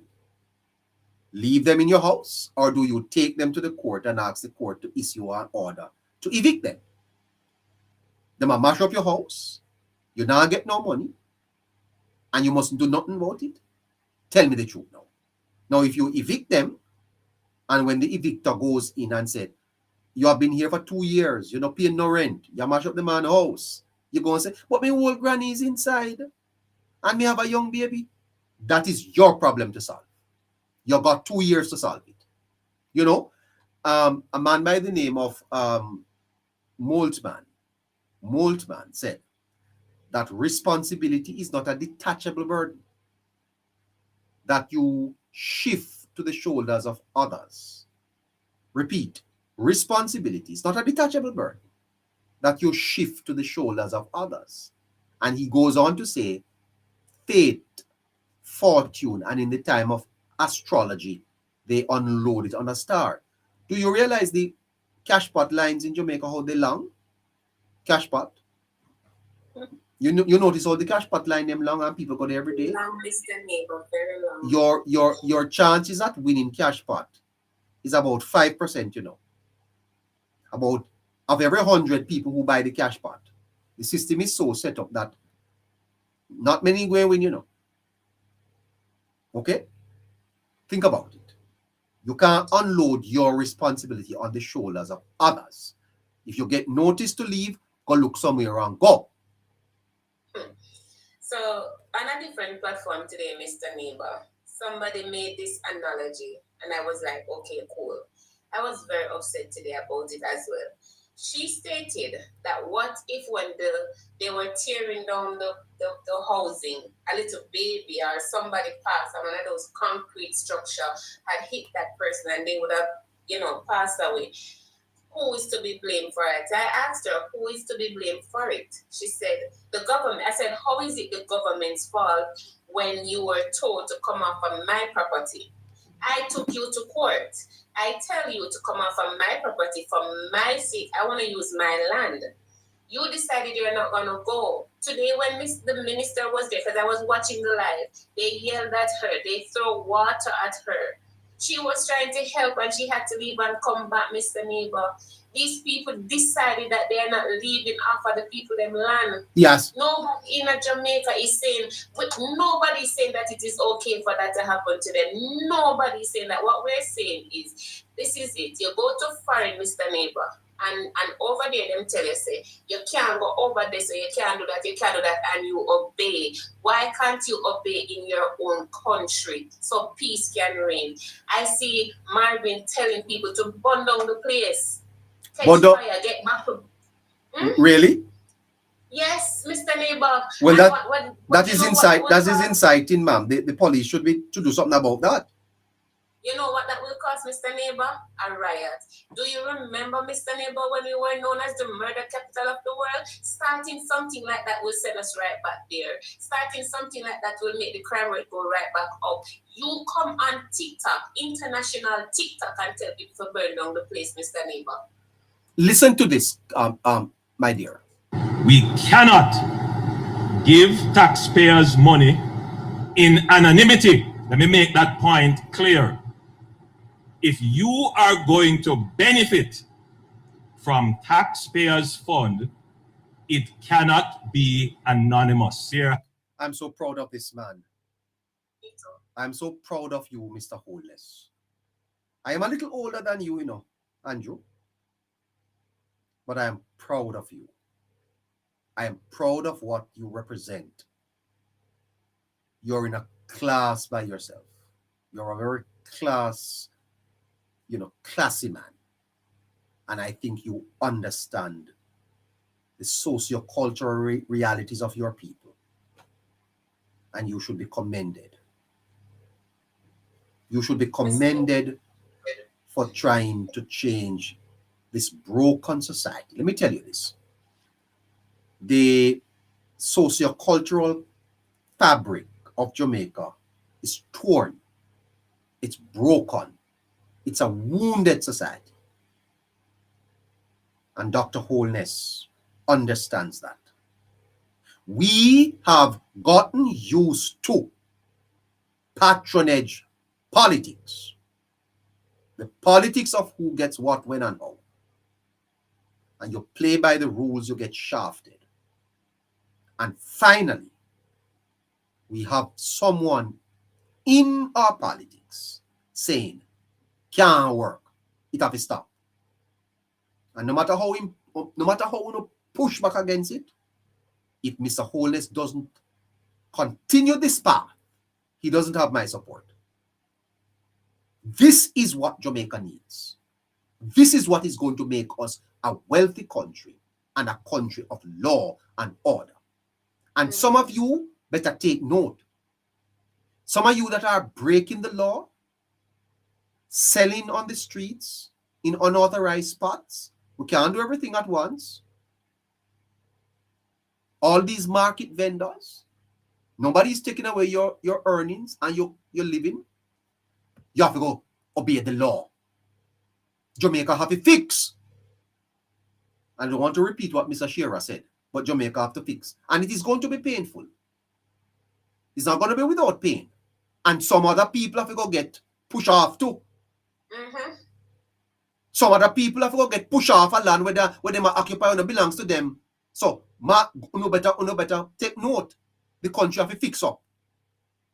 Okay? You can't do that in America, you can't do it in Canada, you can't do it in Dubai, you can't do it in Barbados, nor Trinidad. So what you think so you can do it in Jamaica? Just a take a plan and a bill, so can't work. You're not going to get pushed off. Before I go down, Mr. Neighbor, one quick point. I want to point out something to us. I want to forward the JLP blogger made a post, and Mark Golden responded to the post within 3 hours of the post that he made. What you saying to me? Yes, Mr. Neighbor. Mark Golden? I just posted on my page, guys. You can go look on it. I can read it to you if you like, Mr. Neighbor. Please go ahead, yeah. Please go ahead. Let me open my device. 1 second, guys. I just posted it as well. Mm-hmm. What are you saying to me? Yeah. Marlene, oh Lord. Let me get that device, the other device, sir. Uh-huh. Oh. What a thing. Oh boy. Neighbor, in the meantime, could we please go to Julian Sterling? What? Pleasant good night, neighbor. Hello? Hello. Hello, ma'am. Good night. Good night to you. All right. Mr. Marvin is shutting up his mouth, right? You know, ma'am. And right now, Mr. Marvin is in big trouble with the United States. Oh. I get it from good source. Well, I don't, but I don't have that source, you know, ma'am. So I would prefer you not repeat it here. I have it. All right. Hold on, Kimmy. Go ahead, Julian. All right. He's telling the people and said they must do this and do that up by Chilani. Why he always come out and putting him out in a one that belong to him? I tell you what you have just done. Ma'am. There is more than 1,000 people listening to us right now. And you have just introduced Marvin to 1,000 neighborites. And I don't want them to be introduced to him. We don't need to promote Marvin over here, ma'am. Marvin is a, you know, I don't want to promote him. We don't want to hear about him, ma'am. So when you come over here and not talk with Marvin and do, what you are going to do is to tell my listeners to go listen to him. And I don't want them to do that. I want them to stay right here. No, I don't want them to listen to him anyway. I don't want, because I'm a laborite. I don't want them to listen to him, but because of what he's doing in the But do you understand me, man? Listen, you see, you know, ma'am, Jesus, you see, never talk nothing about Satan, you know. The only time Jesus referred to Satan is to say to him, "Get thee behind me, Satan." Don't call him name. The only time Jesus said, "Get thee behind me, Satan." Done. Yes, yeah, ma'am. We don't want to promote them, ma'am. Every time we call their names, the algorithm records their name and send listeners to their platform. We don't want to do that. We're not promoting them. Oh. That's what. Okay. Yeah.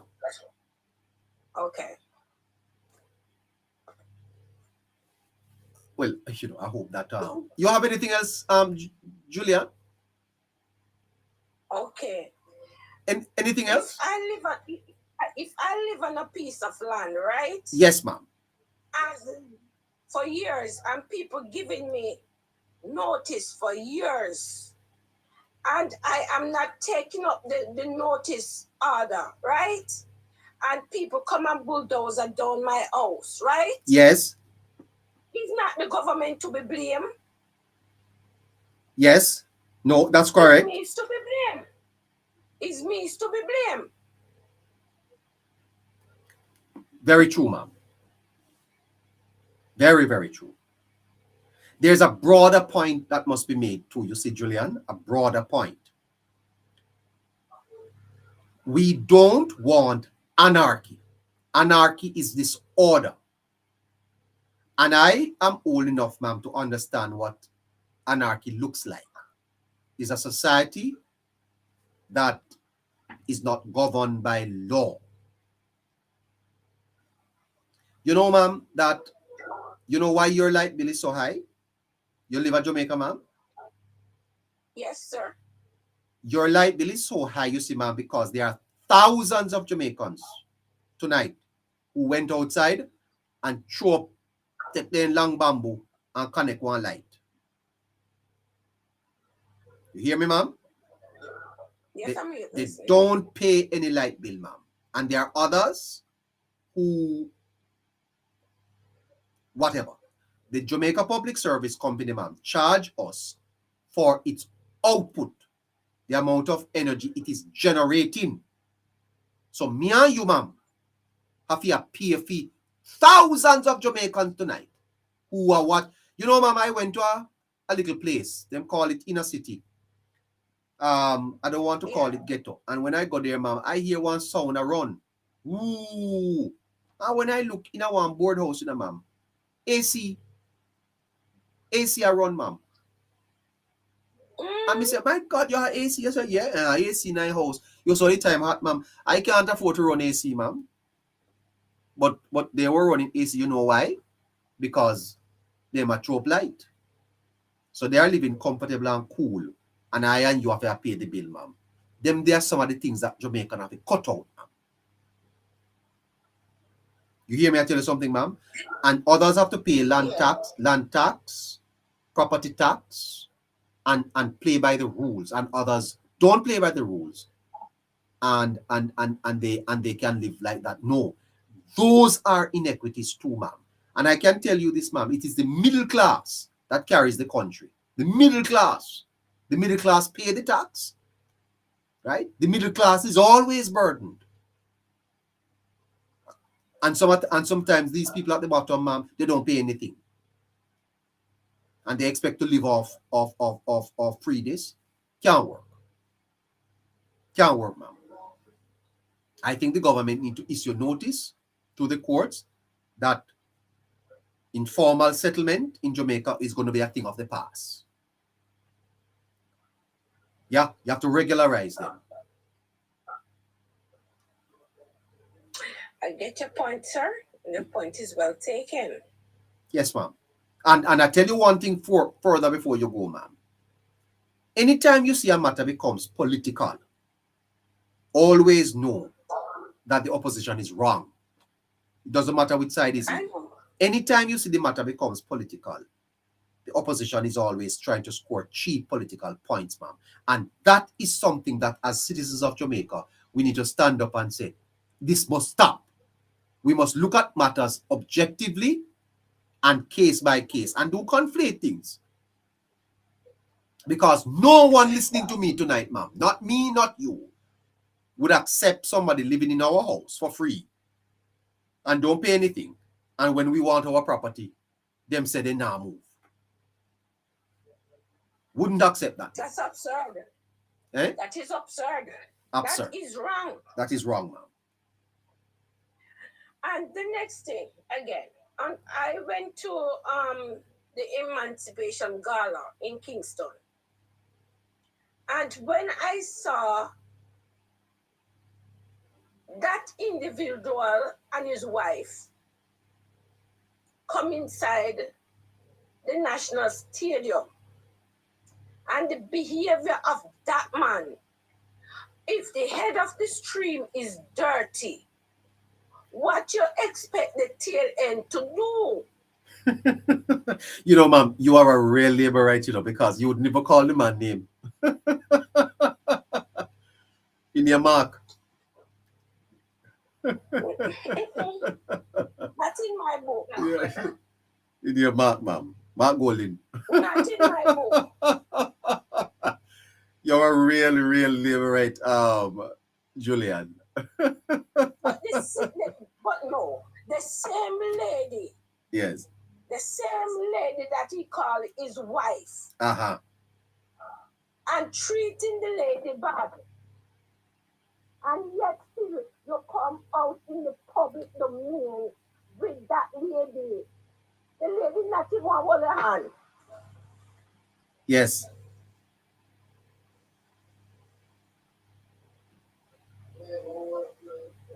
Not even want to hold your hand. Yes.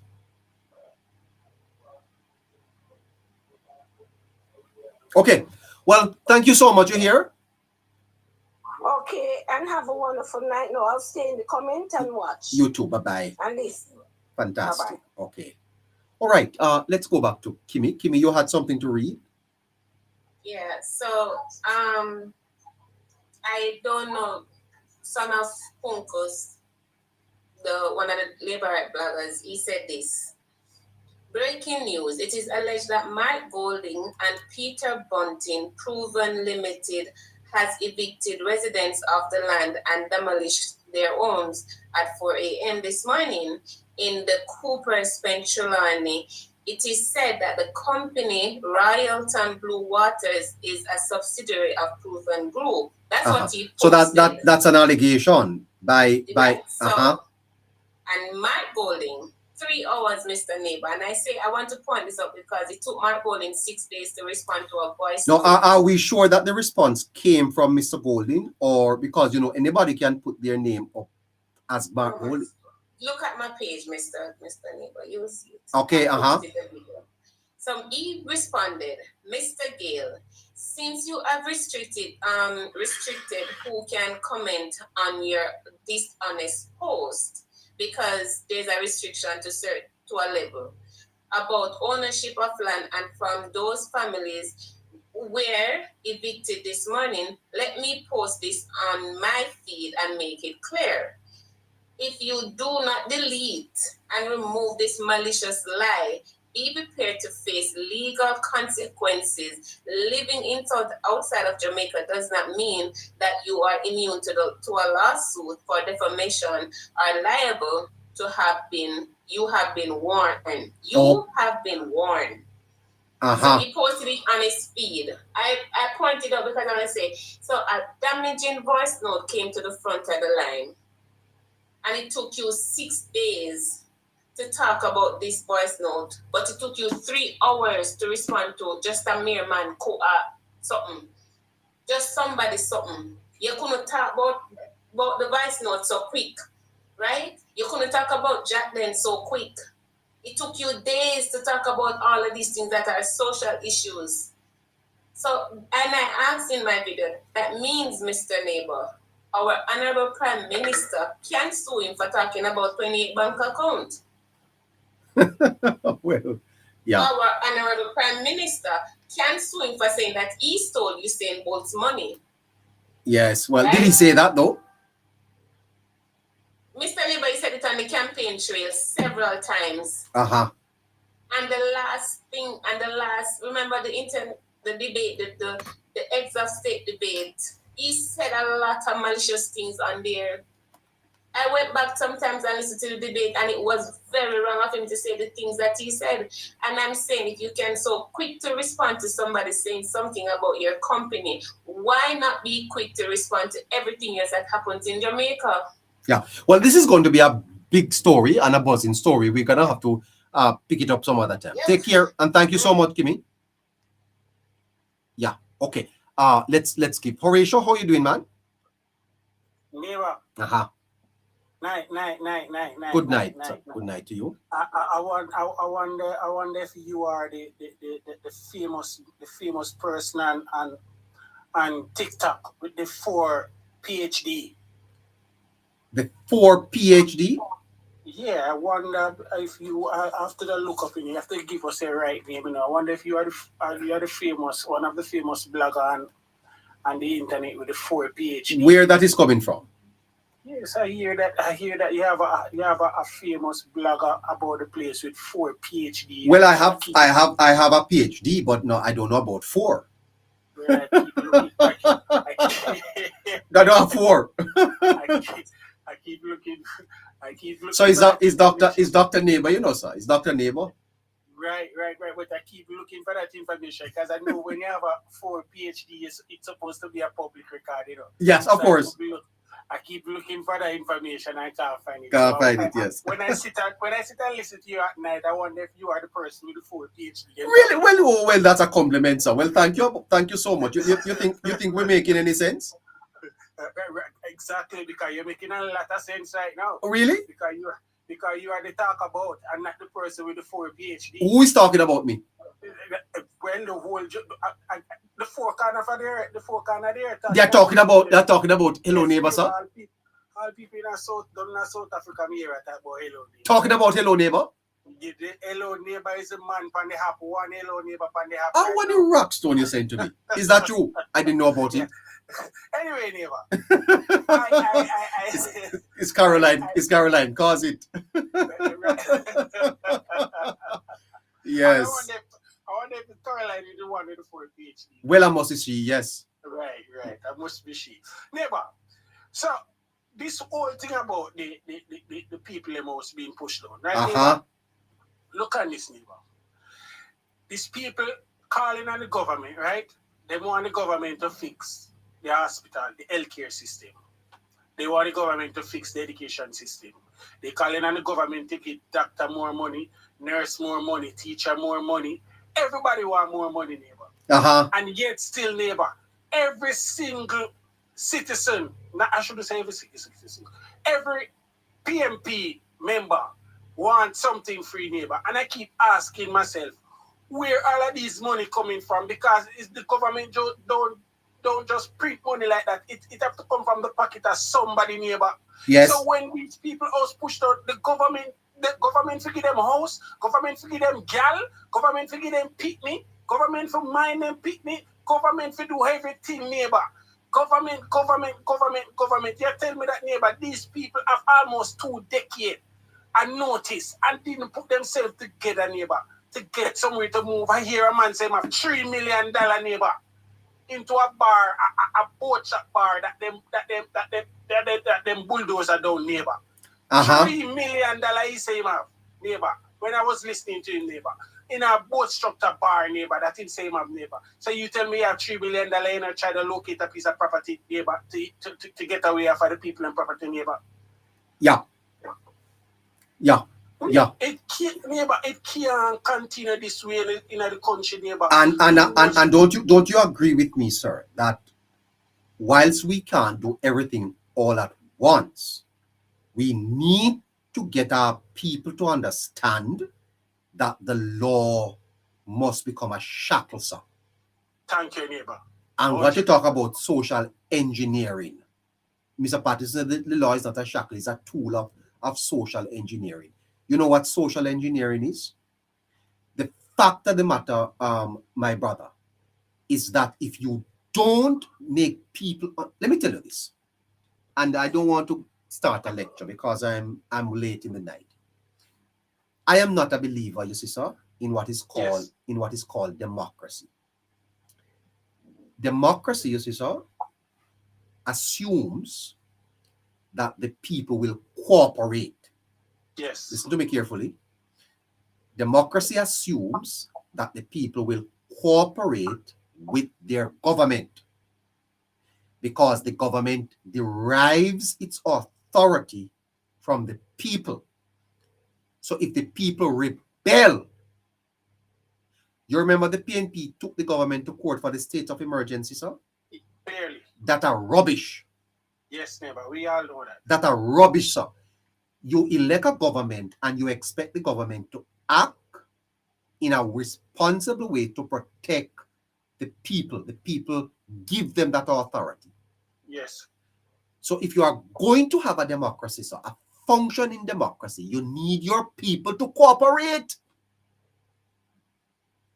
You understand what I'm saying to you, sir? Yes. You have to make your people cooperate. And if the people do not cooperate, what you will have to do is you have to move to authoritarianism. You have to force them.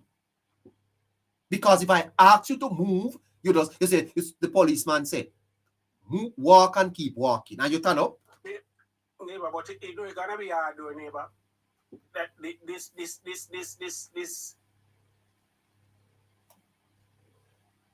Hello? This thing that, yes, neighbor, sorry. This thing that the government want to bring, enforce all of these laws, and they're going to be hard, neighbor, because you have one side endorsing lawlessness and one side endorsing law, neighbor. It's going to be a real uphill task, neighbor. Because Jamaica, we're coming from a era where we think lawlessness was a norm to us, neighbor. So now the real law, now the real law enforcing, neighbor, we think, say, neighbor, it's so hard to let go, neighbor. The reality, sir, the reality in Jamaica, and a lot of people will not say it, the reality in Jamaica, sir, is that democracy and us not really working, you know. Not really working. We're too stubborn. We're stubborn too much. Yes, neighbor, that's true, neighbor. And we can't be too stubborn because, as I said to you earlier, democracy assumes that the people will cooperate within the boundaries of the law. Yes, neighbor. You know, my brother, I'm going to tell you this.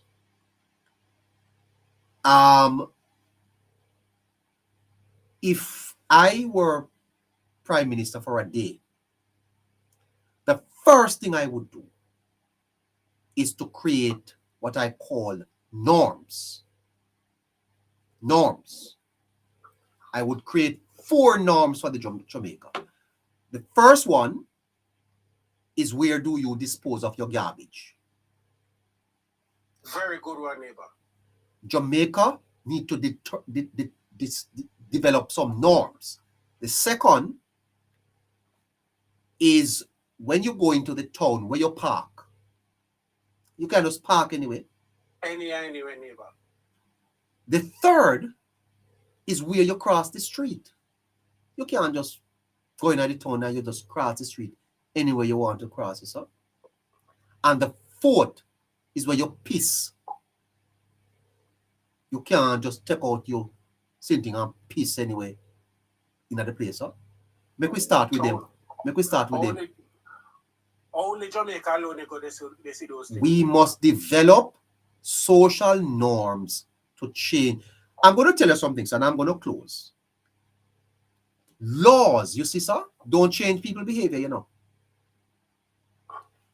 It's not laws that change behavior. Because no matter what law you have, if the people do not accept them and cooperate, you'll have rebellion. Yes. That is why, sir, and I'm going to show you this as I go. God wrote 10 commandments and gave them to Moses. 10. God wrote them. And you know what? When Moses took it to the people, what he saw? The people were in rebellion. And you know what Moses did? He broke it. And he went back to God, and God says, I'm not writing them for you again. You're going to write them yourself. It is the people that must write their own laws, sir. Yes, neighbor.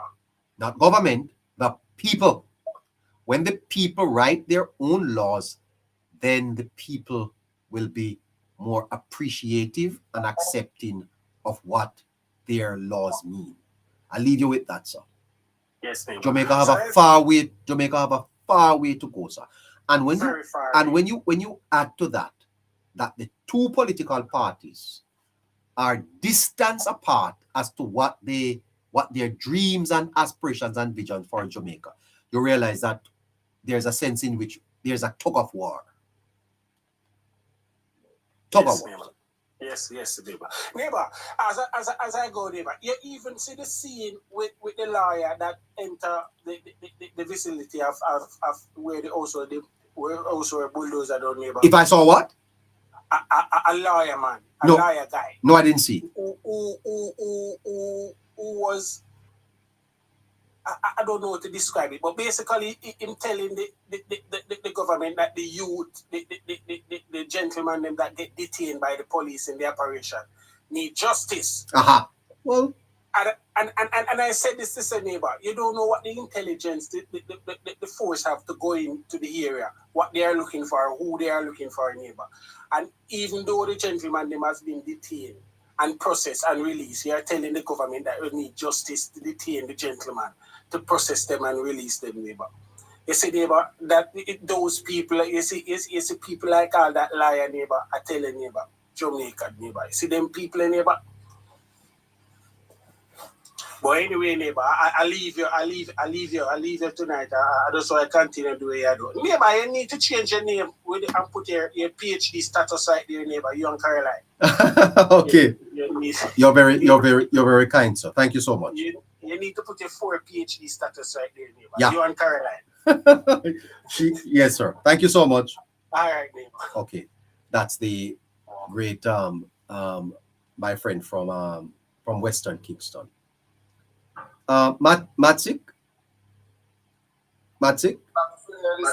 I'm listening. We're out of time. We're out of time. Yeah, man, we know that time that now. We're out of time.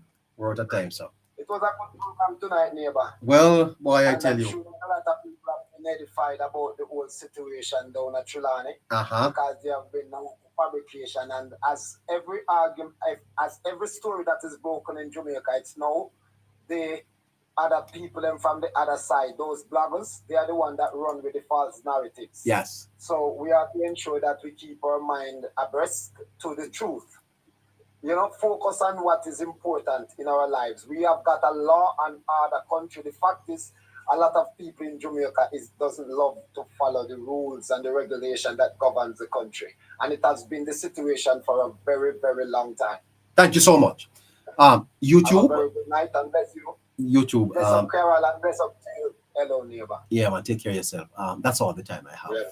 Okay, so thank you so much for subscribing. Thank you for liking. And of course, the information going across your screen is for your support.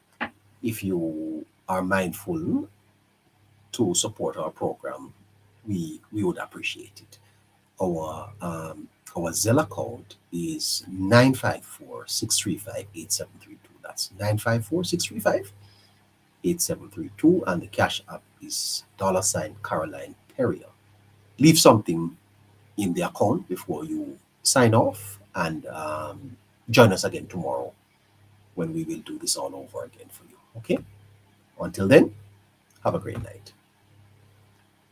All right. Time, God bless.